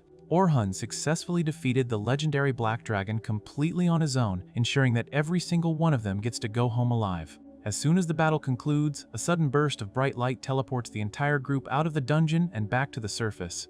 The adventurers find themselves standing in a wide, rocky canyon, completely disoriented by the sudden shift in location. The crowd murmurs in confusion as they try to figure out what just happened. Suddenly, the massive corpse of the Black Dragon materializes right in front of them, hitting the ground with a heavy thud. Everyone stares in absolute shock as the dark crystal pillar next to the dragon shatters into pieces and dissolves into mist. Orhun walks away from the massive beast, looking completely drained of energy. He approaches Holy and the rest of his former party. He weakly asks Holy to take care of the post-battle cleanup. Before anyone can respond, his legs give out and he collapses straight into her arms. Holy catches him and looks at his scratched face with deep concern.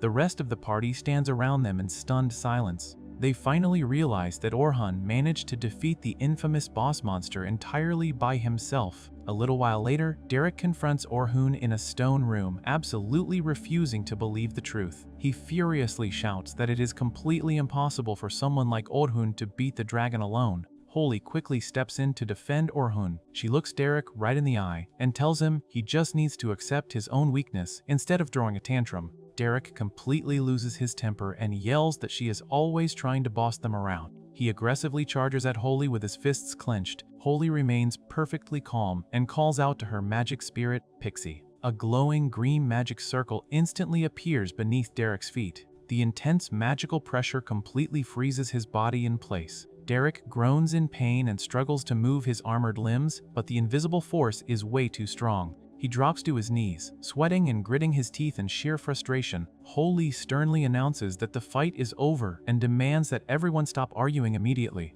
Oliver stands nearby with his eyes closed, clearly annoyed by the entire situation but unable to do anything about it.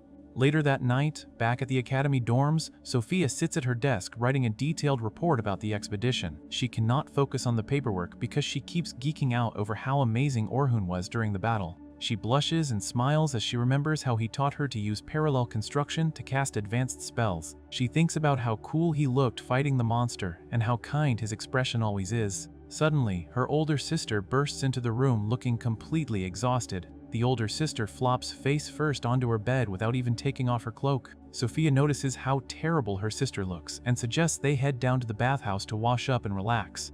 A few minutes later, the two sisters are soaking in the steaming hot spring. The older sister lets out a sigh of relief and sincerely thanks Sophia for staying safe during the terrifying dungeon run. She then asks Sophia what she thought of Orhun's incredible battle against the Black Dragon. Sophia excitedly explains that while Orhun's magic and movements were unbelievably fast, his actual fighting style was completely based on fundamental basics. She details how he perfectly executed standard rear attacker and defender tactics to control the entire flow of the fight. Hearing this makes the older sister feel highly inferior. She admits that she could not even comprehend the bottomless well of strength Orhun displayed and just felt overwhelmed by his power. She affectionately leans her head against Sophia's shoulder. She tells Sophia how much she respects her for always walking on her own 2 feet and understanding things in her own unique way. She adds that many people rely on Sophia, and she genuinely wants to be just like her. Sophia gets a little embarrassed by the praise and reminds her sister not to push herself too hard. The following morning, Orhun wakes up in his room and immediately groans in severe pain.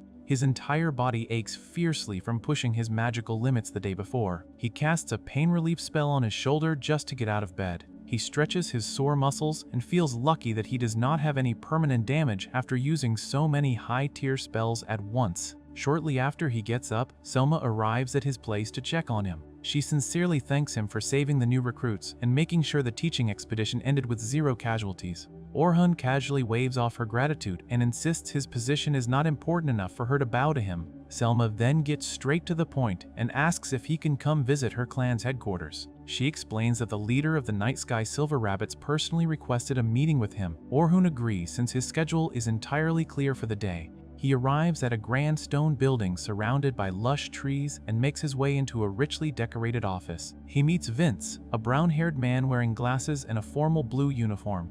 Vince wastes no time and officially invites Orhun to join the Night Sky Silver Rabbits. He specifically wants Orhun to serve as a frontline attacker for their strongest group, Unit 1. On top of that, Vince offers to recommend Orhun for a lieutenant position right away. Orhun is taken aback by the massive offer and argues that he is far too young to be a lieutenant. Vince dismisses his concerns, stating that Orhun has more than enough experience, raw power, and education for the role. Selma stands beside Vince and warmly adds that she would love to work alongside Orhun to support the clan together.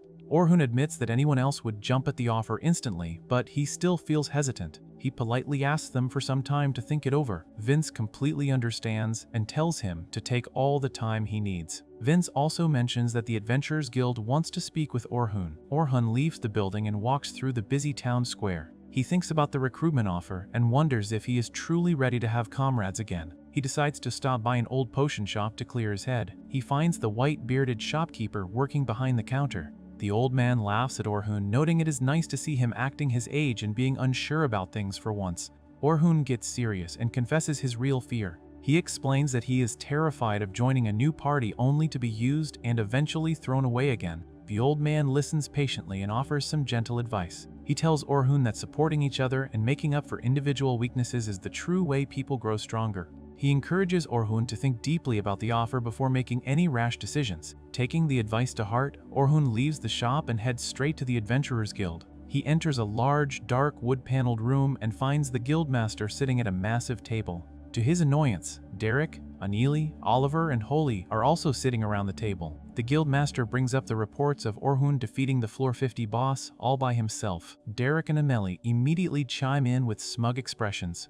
They mock Orhun and arrogantly claim that their party had already weakened the dragon significantly. They insist Orhun was just incredibly lucky to land the final killing blow.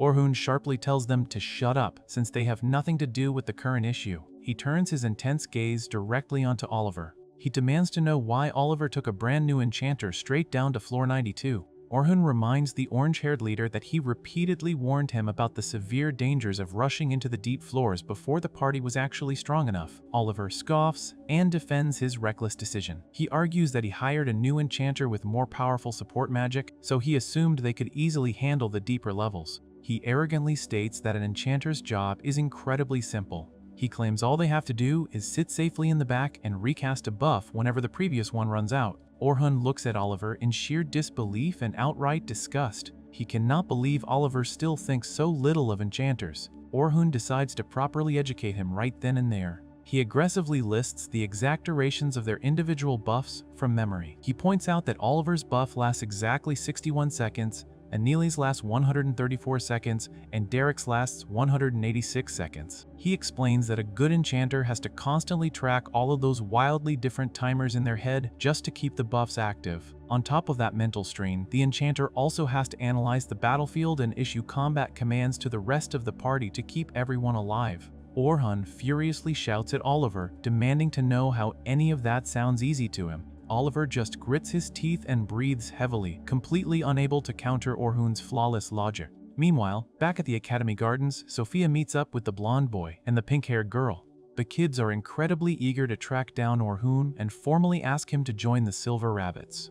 They spot Sophia's older sister sitting on a bench and ask her if she knows where Orhun lives. The sister hesitates and looks down sadly. She explains that Orhun is far too powerful to need a group like theirs. She feels that joining them would only throw off his rhythm and slow him down. She admits she feels totally useless compared to him. The kids immediately reject her negative outlook. They argue that even if they slow him down right now, they want to stay by his side to learn from him. They firmly state they plan to grow stronger so they can eventually make him recognize them as true comrades. Hearing their determination helps the sister realize she was overthinking the entire situation. She smiles softly and tells the kids that Orhun is currently at the Adventurers Guild. The kids thank her and instantly sprint away to catch him. A short time later, Orhun walks out of the guild feeling completely exhausted from arguing with Oliver. He trudges down the cobblestone street just as Sophia and her friends turn the corner. The kids spot him and excitedly shout his name. Orhun freezes in panic. He is absolutely not ready to deal with their overwhelming enthusiasm right now. He immediately turns around and sprints down a narrow alleyway. The kids chase right after him. Finding himself cornered, Orhun uses his dark magic to conjure a floating platform. He leaps onto the magical stepping stone and easily jumps up onto the roof of a nearby building. He watches from above as the kids run past, completely losing his trail. After making sure the coast is clear, Orhun sneaks back into the old man's potion shop to hide. The old man chuckles and points out that Orhun actually looked like he was enjoying the chase. Orhun tries to deny it, but the shopkeeper sees right through him. The old man tells Orhun that he knows he is desperately looking for a place to belong. He reminds Orhun that he does not have to stay isolated and can find a true home alongside others. Later that night, Orhun takes a quiet walk out into the grassy hills bordering the town. He stares up at the bright full moon, lost in his thoughts. Suddenly, Sophia approaches him from behind. She bows respectfully and thanks him once again for saving everyone in the dungeon. Orhun asks what she is doing out so late.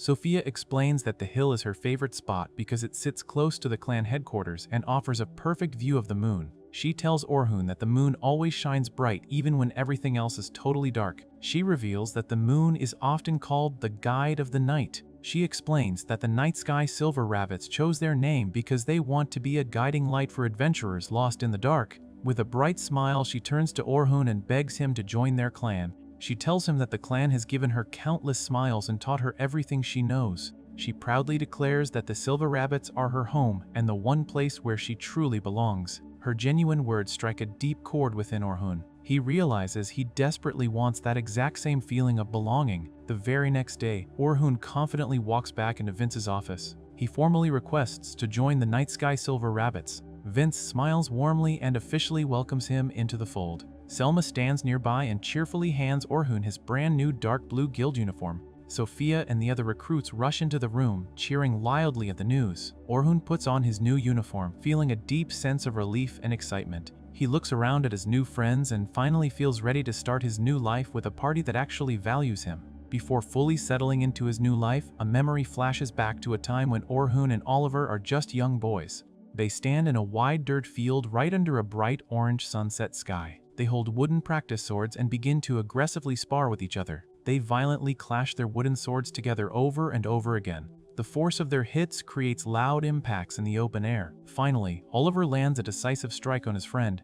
A wooden sword goes spinning through the air and sticks straight into the dirt. Orhun falls to the ground and sits in the dirt. He winces in pain and rubs his head before admitting that he lost the match. He tells Oliver that he just cannot beat him anymore. Oliver stands over him and breathes heavily. He glares down at Orhun with a completely frustrated expression. He clenches his fist tightly and yells at Orhun to stop slacking off. Oliver insists that Orhun used to be much stronger than this and demands to know what happened to his skills. Orhun casually lies back in the dirt and rests his hands behind his head. He replies that this is all the strength he has left and points out that Oliver just naturally grew stronger than him over time. Oliver absolutely refuses to believe this excuse. He promises to make Orhun take their matches seriously and then angrily walks away. Orhun watches him leave and quietly mutters to himself that he simply does not want to kill Oliver. Suddenly, a young Shion appears and happily calls out his name. She walks over and smiles down at him. Orhun sits up and admits he feels pretty lame for losing right in front of her. Shion reassures him that he actually looked really cool and reminds him that she knows his true strength. Orhun looks down sadly and states that his current weakness is just the result of his heart being too fragile to endure the hardships around him. He feels incredibly guilty that Oliver is now carrying the heavy burden of people's expectations. He vows to help Oliver carry that weight. Shion crouches down beside him and promises that she will never let him be alone. She tearfully vows to get strong enough to stand right by his side so they can face their enemies together. Orhun is deeply moved by her words. Shion reaches out and takes his hand. She promises to do everything she can to catch up to him and walk beside him in the future. She asks him to be her guide until that day comes. Meanwhile, far away in a dimly lit room with large arched windows, a bearded guildmaster walks in to report to a man with an eye patch. The guildmaster explains that an adventurer just defeated the Black Dragon entirely alone in the southern region. The eye patch man thinks the adventurer must be completely suicidal to try something like that. The guildmaster clarifies that the Black Dragon actually appeared outside of its normal habitat on floor 92. The eye patch man wonders if Oliver managed to pull off the kill, but the guildmaster says it was not him. The eye patch man realizes that the only other person capable of doing this is Orhun. He holds his head in shock and confusion. He states that if Orhun had truly regained his original power, he would never have chosen to waste it on defeating a simple floor boss. He assumes Orhun must have gained enough power to defeat the dragon through some completely new method. He orders the guildmaster to report any new information on Orhun immediately. At the exact same time, deep in a lush green forest, a man in a tan shirt gets pierced right through the chest by sharp red projectiles. A massive spray of blood erupts into the air. 4 powerful fighters stand over a large pile of dead bodies and dropped weapons. A woman with long, light brown hair wearing silver armor states that 5 top-level parties tried to work together to ambush them. A guy with spiky blue hair points out that the fight still ended exactly the same way it always does. A younger guy with pink hair says he is just glad no one got hurt. He turns to the 4th member, an older Xion wearing a white hooded cloak, and asks what they should do next. Xion touches her chin and thinks for a second. She tells the group that no powerful adventurers will be showing up at the Eastern Great Dungeon for a while, so she suggests they leave the area. Suddenly, she looks towards the trees and calls out to someone hiding there. A messenger dissolves out of a swirl of white magic and crouches before her on the dirt path. The messenger tells Xion that he has an urgent message from headquarters. He explains that someone just appeared at the Southern Great Dungeon who is powerful enough to defeat the Black Dragon alone. Xion looks completely shocked by this news. The messenger adds that headquarters believes this Dragon Slayer has already sided with the church. He formally orders Xion to make contact with the Dragon Slayer and kill him if he proves to be an enemy. Xion realizes that this person definitely cannot be Oliver. The blonde woman in silver armor suggests they try to bring the Dragon Slayer over to their side. However, the muscular guy with blue hair smirks and says they will just have to kill him if he is working for the church. Xion agrees with the plan and thanks the messenger for the information. The messenger immediately uses his magic to vanish into thin air. The group agrees to head to the Southern Great Dungeon as soon as they are fully prepared. The pink-haired guy reminds everyone that the South is church territory, so they have to be extremely careful. Xion walks away from the group to be alone. She clenches her fist tightly. She refuses to let the South fall as quickly as the West did. She promises herself that she will stop this Dragon Slayer no matter what. A memory flashes back to the day Orhun handed her a white envelope sealed with a red wax stamp. Young Xion opened the letter and read it. She immediately started crying uncontrollably as her heart completely broke upon reading his farewell.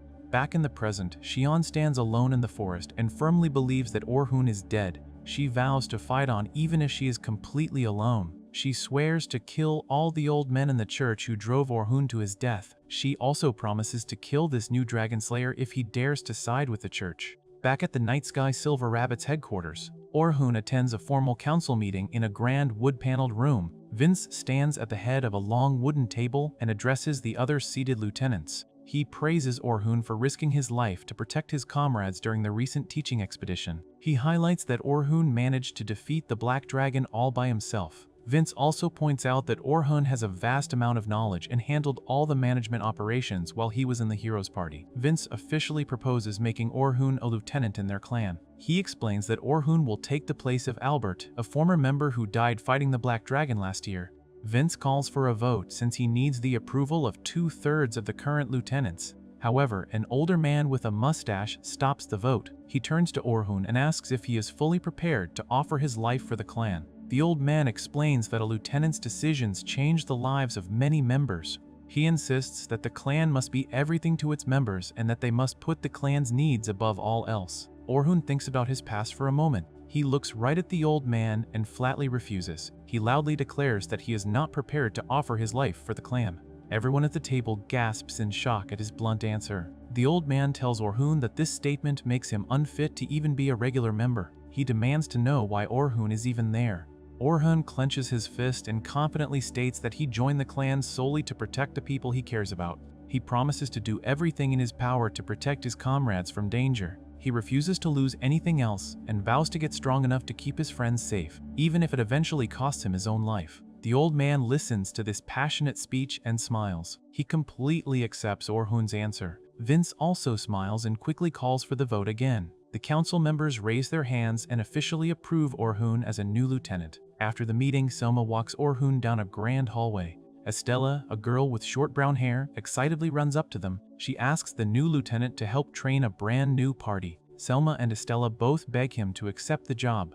Orhun agrees to help since the clan has a strict rule against staying in the dungeon for more than 3 days, which gives him plenty of free time. Estella promises to send the training materials over and quickly runs off. Selma then leads Orhun into a room to finally meet the members of Unit 1. A black-haired girl named Rain introduces herself as the 24-year-old mage of the group. She tells Orhun to treat her like a big sister. Orhun acts surprised and makes a quick joke about her chest size. Rain gets totally flustered and embarrassed. A blonde girl named Lucretia introduces herself as the 18-year-old healer. A silver-haired guy named Wilkes introduces himself as the 20-year-old defender. Selma introduces herself once again as the enchanter and the official leader of the party. Orhun introduces himself as the 18-year-old frontline attacker and promises to do his best to catch up to their level. The group immediately asks him how he managed to beat the Black Dragon. Orhun explains that he relied on 2 completely original spells. He says the first spell is called Impact, which can boost the effects of his equipment and magic up to 100 times.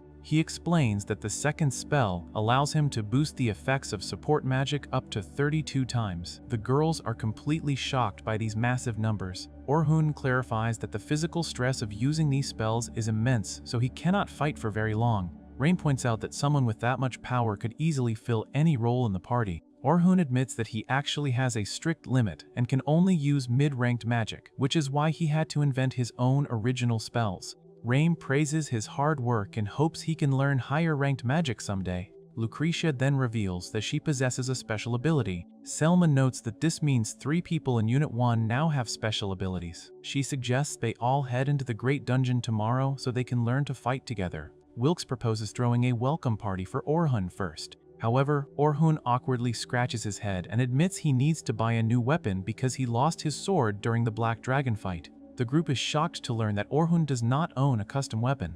Orhun explains that he usually just buys cheap off-the-shelf swords and uses his magic to make them stronger. Rain slams her hands on the table and refuses to let a star member of the Silver Rabbits use a generic store-bought sword. The entire group immediately heads over to the clan's armory to meet Aran, their dedicated blacksmith. Aran is just as shocked to hear that the famous Dragon Slayer uses cheap swords. Orhun politely asks Aaron to forge a new sword for him. Aaron gladly agrees but warns them that he is completely out of high-quality materials from the deepest floors of the dungeon. Orhun says this is not a problem. He easily pulls out a massive pile of monster parts and magical items that he collected while exploring with the hero's party. The group stares in absolute amazement at the rare Griffon claws and manticore fangs scattered on the floor. Lucretia points to a massive black scale and asks what it is. Orhun casually reveals that it is a scale from the Black Dragon he defeated. The entire room suddenly goes dead silent. Everyone looks down with serious and sweaty expressions. Orhun quickly realizes he just reopened a terrible wound. He remembers that their former party member, Albert, was killed by the Black Dragon. Orhun bows his head and sincerely apologizes for his insensitive mistake. Rain quickly steps up and forces a bright smile. She cheerfully states that they can make the strongest sword ever using the Black Dragon scale. Orhun appreciates her trying to hide her pain just for his sake. Aaron promises to use the scale as the main ingredient and asks if Orhun has any specific design requests. Wilkes tells everyone that they will postpone the welcome party so Orhun can focus entirely on designing his new weapon. Orhun agrees and gets ready to discuss the final details of his sword with the blacksmith. The next day, the newly formed party heads straight to floor 86 of the Great Dungeon to fulfill a request from the Adventure Management Division. Their mission is to collect noxious sheep pelts, but their main goal is actually to practice their teamwork with Orhun. Selma takes charge and assigns everyone their roles for the dive. She tells Wilkes to keep the monster's attention focused on him while Rain provides magical support from the rear. Lucretia is tasked with joining the attack but must keep her healing magic ready just in case things go wrong. Selma plans to buff the team and give orders from the backline. Finally, she places Orhun at the very front as their primary attacker. Lucretia jokes that Orhun is so strong he could probably defeat all the monsters by himself and worries they might just slow him down. Selma admits that if Orhun prefers to fight alone, she is completely fine with it, but Orhun quickly shuts that idea down. He reminds them that he is a part of this party now and fully expects to follow Selma's orders. He points out that they will never learn to work together if he just runs off on his own. Selma gets a little distracted by his reassurance, but her focus snaps back when a massive fireball suddenly hurtles toward them. The group quickly scatters across the grassy field to dodge the explosion. Orhun immediately recognizes the attack as coming from an earth dragon, but the monster is completely hidden from view. Lucretia steps up and confidently announces that she can find it using her special ability, magic tracking. She concentrates and releases a wave of green magical energy that scans the entire area, quickly locating a glowing, rainbow-colored beast hiding in the forest. Without hesitation, she casts a powerful green magic spell that strikes the target and creates a massive, fiery explosion. The blast forces a brown-horned beast out of hiding and right into the open field. Wilkes excitedly declares that it is his turn to show off. He charges directly at the roaring beast and engages it with his large, red-bladed polearm. Rain also prepares to join the fight, so Selma casts a magic boost on her to increase her power. Meanwhile, Wilkes expertly dodges the beast's fireballs and deflects its attacks before kicking it straight in the jaw. Rain then unleashes her special rank spell, Explode, sending a massive blue magical blast right into the monster. The combined assault completely obliterates the beast in a huge explosion of fire and smoke. Following the quick victory, Orhun is genuinely amazed by how smoothly they operate. He praises Wilkes for his skill with a double-bladed spear, Rain for her incredibly fast casting speed, Lucretia for her indispensable tracking ability, and Selma for her perfect leadership that ties the whole team together. Selma blushes deeply at the compliment, and the rest of the girls tease her for getting flustered. Their celebration is cut short when two more massive earth dragons suddenly appear and roar at the party. Selma decides this is the perfect opportunity to practice their teamwork with Orhun. Orhun and Wilkes immediately charge forward to engage the dragons. However, just as Orhun draws his sword, a giant rock-covered hiding turtle materializes right behind them. The party realizes they are now completely trapped between the tough turtle and the two aggressive earth dragons. Selma remains completely calm and issues commands rapidly. She orders Rain and Lucretia to handle the slow-moving turtle while instructing Wilkes and Orhun to take down the dragons without worrying about their backs. Orhun is highly impressed by her quick decision-making and feels he can truly trust her leadership. The two Earth Dragons charge forward and unleash a barrage of fireballs, but Wilkes bravely intercepts them and swings his polearm to keep them distracted. Suddenly, Orhun hears Selma's voice directly in his head. She explains that this is her special ability, telepathy, which allows her to communicate and coordinate from a distance. Orhun is absolutely thrilled by this skill and notes that it is exactly what he always wanted back when he was in the Heroes Party. Selma blushes at his praise but quickly refocuses, instructing Orhun to target the dragon's blind spots while she leaves the buffing choices up to him. Orhun casts several enhancement spells on himself, significantly boosting his strength and sharpness. With Wilkes keeping the dragons busy, Orhun moves into position and waits for Selma's countdown. The moment she gives the signal, Orhun unleashes his original spell, Impact. With a single, devastating swing of his silver sword, he creates a blinding white flash of light that slices clean through both earth dragons simultaneously. The monsters are instantly blasted away and disintegrate into dark purple energy. Wilkes is completely blown away by the sheer power of the attack. Meanwhile, Lucretia and Rain flawlessly execute their own combo against the hiding turtle. Lucretia summons a massive ice javelin to strike the beast. Rain then finishes it off with a powerful, golden, magical explosion. The turtle roars as it is engulfed in flames and smoke before finally being defeated. With the battle over, the party regroups and celebrates their success. They successfully collect all 9 noxious sheep pelts they needed for the mission. Selma compliments Orhun on his performance, and Orhun admits that it has been a very long time since fighting felt this easy and enjoyable for him. He confesses that he had almost forgotten how much fun it is to actually work together as a team. Lucretia praises Orhun's incredible sword strike, noting she has never seen anyone cut through 2 earth dragons so cleanly. Selma then turns to Orhun with a very serious question. She asks him if he thinks their party is finally ready to take on Floor 92. Orhun confidently confirms that they are ready. Selma assumes he only says that because he is now fighting with them, but Orhun corrects her. He states that their strength is so impressive he genuinely believes they could defeat the Black Dragon even without his help. Hearing the Dragon Slayer validate their hard work brings the girls to tears. They reveal that they have been training relentlessly for the past year ever since they lost their former teammate Albert to the Black Dragon. They were never sure if their efforts were actually paying off until this exact moment. Orhun understands their pain perfectly, recalling his own terrifying battle against the Black Dragon and his desperate vow to never let any more of his comrades die. Selma formally asks Orhun to lend them his strength so they can finally achieve Unit 1's long-held wish of defeating the Black Dragon. Orhun gladly accepts, swearing to protect them all to the bitter end. The group cheers together and heads back to the surface to report their mission's success. As they walk through the cave, they compliment Orhun on his precise pelt harvesting skills, with Lucretia and Wilkes bickering playfully about who is worse at skinning monsters. Orhun then asks Selma to accompany him to the Adventure Management Division the next morning, and she happily agrees. Later that night, the Night Sky Silver Rabbits throw a massive welcome party for Orhun at a local rustic tavern. The group shares a huge feast of meat and drinks heavily from wooden mugs. Orhun thanks them for taking him in, but Selma insists that they are the grateful ones since someone of his caliber could have easily joined any top clan. Orhun admits he was incredibly nervous about whether he would fit in, but he is extremely happy to be working with such great people. This confession prompts everyone else to admit they were secretly terrified too. Lucretia cries tears of joy, and Rain confesses she was worried she wouldn't be able to properly support him from the rear. Wilkes adds that he was scared of messing up on the front lines next to a legend. They all laugh at the realization that every single one of them was secretly anxious. Rain points out that Selma was definitely the most nervous of all because she had taken a huge personal interest in Orhun from the start. Selma gets extremely flustered and tries to claim she was just doing her duty as a leader to make him feel comfortable, but the others see right through her excuse. The drinks keep flowing, and soon, Selma becomes incredibly drunk. She stares at Orhun with dazed, enamored eyes and completely abandons her usual serious demeanor. She leans heavily against him, puts her hand on his chest, and slurs about how handsome he is. Orhun gets highly uncomfortable and tries to play it off, but Selma refuses to back down, boldly declaring that he is not getting away from her until morning. Orhun panics and begs Rain and Wilkes for help. Instead of assisting him, Rain decides to join in on the fun and hugs Orhun's other arm, leaving him completely trapped between the two girls. Wilkes just sits back with a smug grin, teasing Orhun for being so popular and firmly refusing to intervene. Trapped, blushing, and overwhelmed by the girls pressing their chests against him,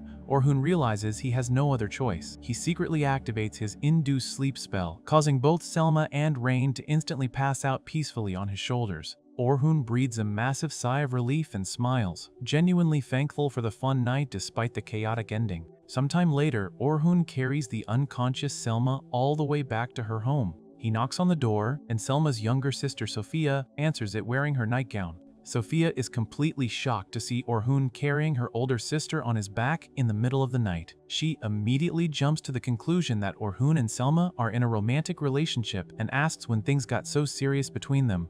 Orhun aggressively denies this, explaining that there is absolutely nothing going on between them and that Selma simply drank too much at the welcome party and passed out. Sophia is surprised because Selma never usually gets that drunk, leading her to realize that her sister must have had an incredibly fun time. After Orhun drops Selma off and leaves, Sophia looks at her sleeping sister with a gentle smile. She softly notes that Selma has been smiling much more recently and directly attributes this positive change to Orhun's presence in her life. The following morning, Selma finally wakes up in her bed with a massive hangover. Sophia sits beside her and immediately starts teasing her about getting so drunk that a boy had to carry her home. Selma looks extremely apologetic and deeply regrets her behavior, fearing that she completely bothered Orhun. Sophia sighs and acts like she is upset but quickly drops the act. She tells Selma that she understands how stressed and busy she has been lately. Now that Orhun is here, Selma finally feels safe enough to relax and have fun, which is exactly why she let loose. Sophia says she isn't mad at all, but playfully warns her sister not to cause trouble for other people in the future. Selma is so deeply moved by Sophia's understanding and forgiveness that she bursts into tears, dramatically calling her little sister an absolute angel from heaven. Later on, Selma takes a hot shower to wash off the rest of her hangover. As she stands under the water, she reflects on what Sophia said and realizes she genuinely feels much lighter and happier thanks to Orhun. However, the memory of him carrying her home makes her cringe with embarrassment. She promises herself to be much more careful from now on, so she doesn't give Sophia any more wrong ideas about their relationship. As she thinks about this, she begins to question her own feelings. She wonders if she actually has romantic feelings for Orhun. She tries to rationalize her emotions, telling herself that she just likes him as a good person and deeply respects him as a powerful adventurer, but nothing more. Yet, when she remembers how she drunkenly called him a handsome man while pressing against his chest, she becomes incredibly flustered and her face turns bright red. She forcefully shakes her head and verbally denies having any romantic feelings, trying desperately to convince herself. Shortly after, Selma meets up with Orhun outside so they can head to the Adventure Management Division as planned. She immediately bows her head and apologizes profusely for her embarrassing drunken behavior the previous night. Orhun smiles warmly and tells her not to worry about it at all. He suggests they just forget the whole thing ever happened and focus entirely on their future adventures together. Selma happily agrees, fully ready to move forward with her new teammate. Later that evening, Orhun sits at a wooden desk in his dimly lit room and carefully reviews the confidential files of the rookies he is about to train. He reads the documents for Sophia, Logan, and Caroline, noting that all three of them have incredibly bitter pasts. He realizes that Caroline's history is especially tragic and knows he must handle her training with extreme care. The following morning, Oren meets with Selma and Estella in the clan's library. A woman named Carla is also there, and she introduces herself as a manager from the Exploration Management Department who looks after the rookies. Carla confirms that Orhun is officially taking charge of the 10th Squad's training and asks if he has read their files. Oren confirms he has and states he has already reached a conclusion on how to proceed. Carla leaves the entire process in his hands, and Estella adds that there are no teaching materials or set guidelines for him to follow. She wants Oren to teach the rookies based entirely on his own combat experiences and give them whatever they need to survive. Oren points out that they should at least establish a clear goal for the training. Estella confidently declares that she wants the three rookies to be strong enough to conquer the middle floors of the Great Dungeon by themselves in just 6 months. Oren thinks this is a massive challenge, but he agrees it is not impossible since the rookies showed tremendous growth during their last expedition. After the meeting, Oren and Selma walk together down a long hallway. Selma brings up her relationship with Sophia, assuming Orhun already read about it in the files. She explains that her mother passed away, and her father took a mistress who gave birth to Sophia. The mistress also died shortly after, forcing the family to take Sophia in. However, being the child of a mistress put Sophia in a terrible position, and she faced constant abuse from a very young age. Selma tried her best to protect her, but once Selma left the house to become an explorer, the mistreatment grew even worse.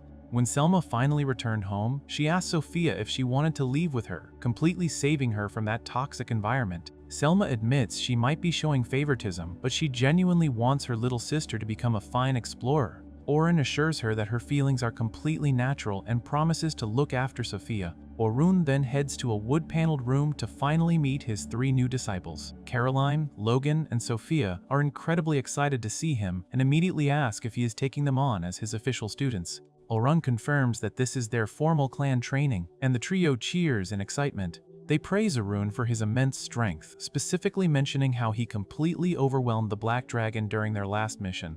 Orhun humbly denies this, explaining that the battle was actually a very close call. He then tells the rookies that the Black Dragon is a target they should aim to defeat themselves someday. The rookies are completely shocked by this idea, but Orhun insists they have tremendous potential and can become top-tier explorers if they work hard. Before starting the actual training, Orhun gives them 2 strict rules they must always follow.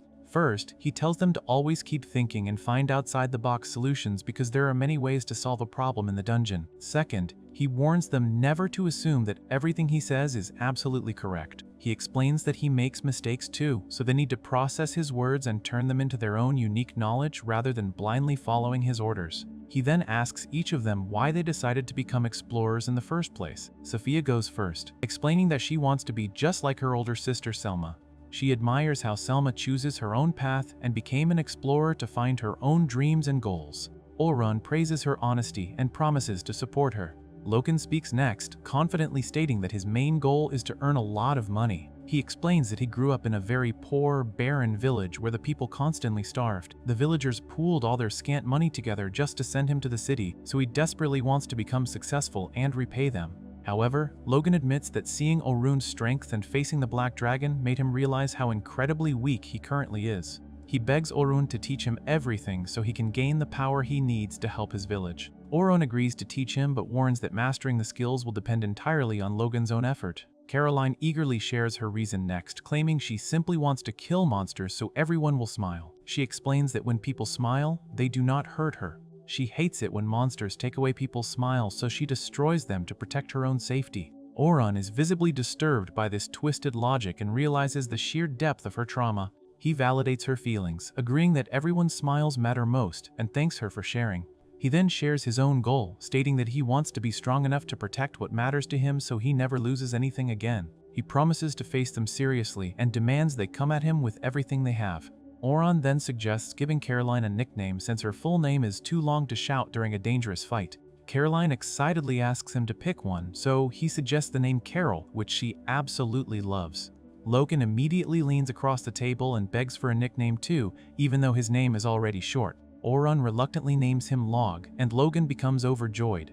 Orun then suggests Sophie for Sophia, and she happily accepts it.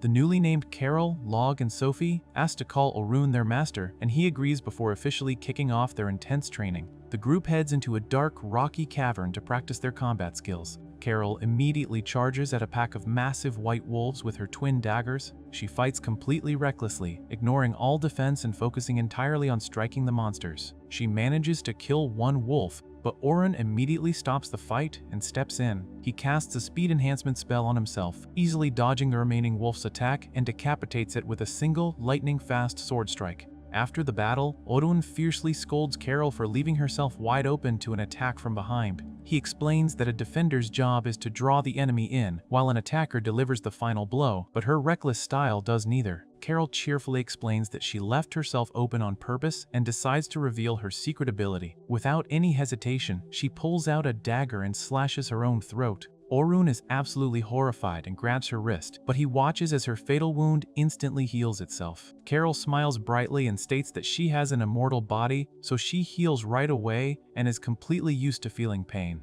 Orun reflects on her confidential file and remembers that she was held captive for several years by the Cyclamen cult. He knows this cult is a massive criminal syndicate dedicated to reviving the strongest and most dreadful monster known as the Evil God.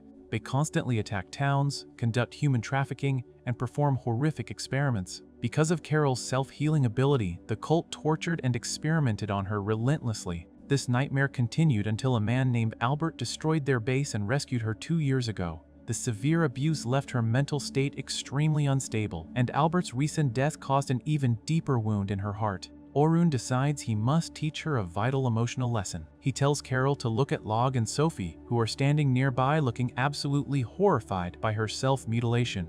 Orun explains that even if her physical wounds heal instantly, seeing her get hurt causes her friends immense emotional pain, which immediately takes away their smiles. Carol realizes her reckless actions are doing the exact opposite of what she truly wants. She drops her daggers onto the stone floor and cries hysterically, screaming that she does not want to lose their smiles. She completely breaks down and begs Orun not to hit her, triggering a deep trauma response.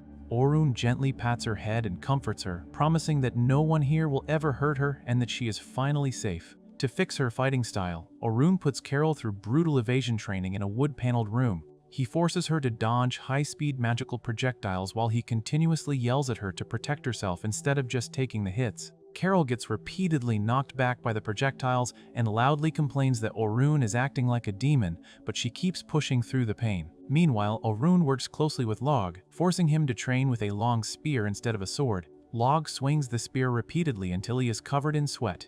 Orun praises his stance, noting that his form is getting very solid. Log admits he initially wondered why Orun assigned him a spear, but he now completely understands. Orun explains that a spear allows Log to keep a safe distance from enemies during combat and makes it much easier for him to function as an enchanter for the party. Orun then moves on to Sophie's training, putting her through an intense parallel magic construction routine. He sets up several square targets marked with Roman numerals and forces Sophie to maintain 2 glowing magic circles at the exact same time. While holding the spells, she must continuously subtract the number 7 from 500 out loud. On top of that, she has to wait for Orun's random signals and fire the correct spell at the specific target he calls out. When he yells for the red spell, she must fire a fire arrow, and when he calls for the blue spell, she fires a water arrow. Sophie struggles to keep up and accidentally loses her focus. Orun grabs her hand to guide the staff and warns her that panicking in a real battle will put her teammates in severe danger. During the exercise, Sophie accidentally knocks a target over without even casting a spell. She tells Orun she felt a strange sensation when she reached out. Orun suspects this might be her own unique superpower manifesting, much like her sister's abilities, but he advises her not to rush and to take her time figuring it out. After a grueling day of training, Sophie and Carol head to the local bathhouse to relax. They sit in the steamy water and complain about how tough Orun's training regime is. Suddenly, Carla and Estella enter the bath and greet the two rookies. They praise Sophie and Carol, noting that they have both been improving a lot lately. Sophie thanks them and promises to keep working hard, but as she looks around the bath, she becomes incredibly insecure. She notices that Carla, Estella, and even Carol all have very large chests, while she is completely flat. She complains about this loudly, but Carol tries to cheer her up by reminding her that they are still young and currently in their growth phase. Sophie refuses to accept this comfort and calls Carol a traitor since she is already well endowed. The intense training continues for several more weeks. Carol learns how to quickly dodge magical projectiles while casting her own spells, and Log perfects his spear techniques. Eventually, Orun gathers the three rookies in the training hall and proudly announces their latest achievement. He tells them that they successfully defeated the Orc Lord, the boss of the 20th floor, completely on their own. He declares that they have officially cleared the first stage of their training, and the rookies cheer wildly. Orun encourages them to keep pushing forward to reach even higher goals. The following day, Orun visits a local equipment shop. The muscular shopkeeper hands Orun a brand new, sleek black sword. He explains that the weapon was forged directly from the scales of the black dragon that Orun defeated earlier. Orun inspects the blade and is absolutely amazed by its flawless balance and perfect grip. Standing in the shop with his new weapon, Orun makes a solemn vow. He swears upon the black sword that no matter what dangerous situation he faces in the future, he will always protect his comrades.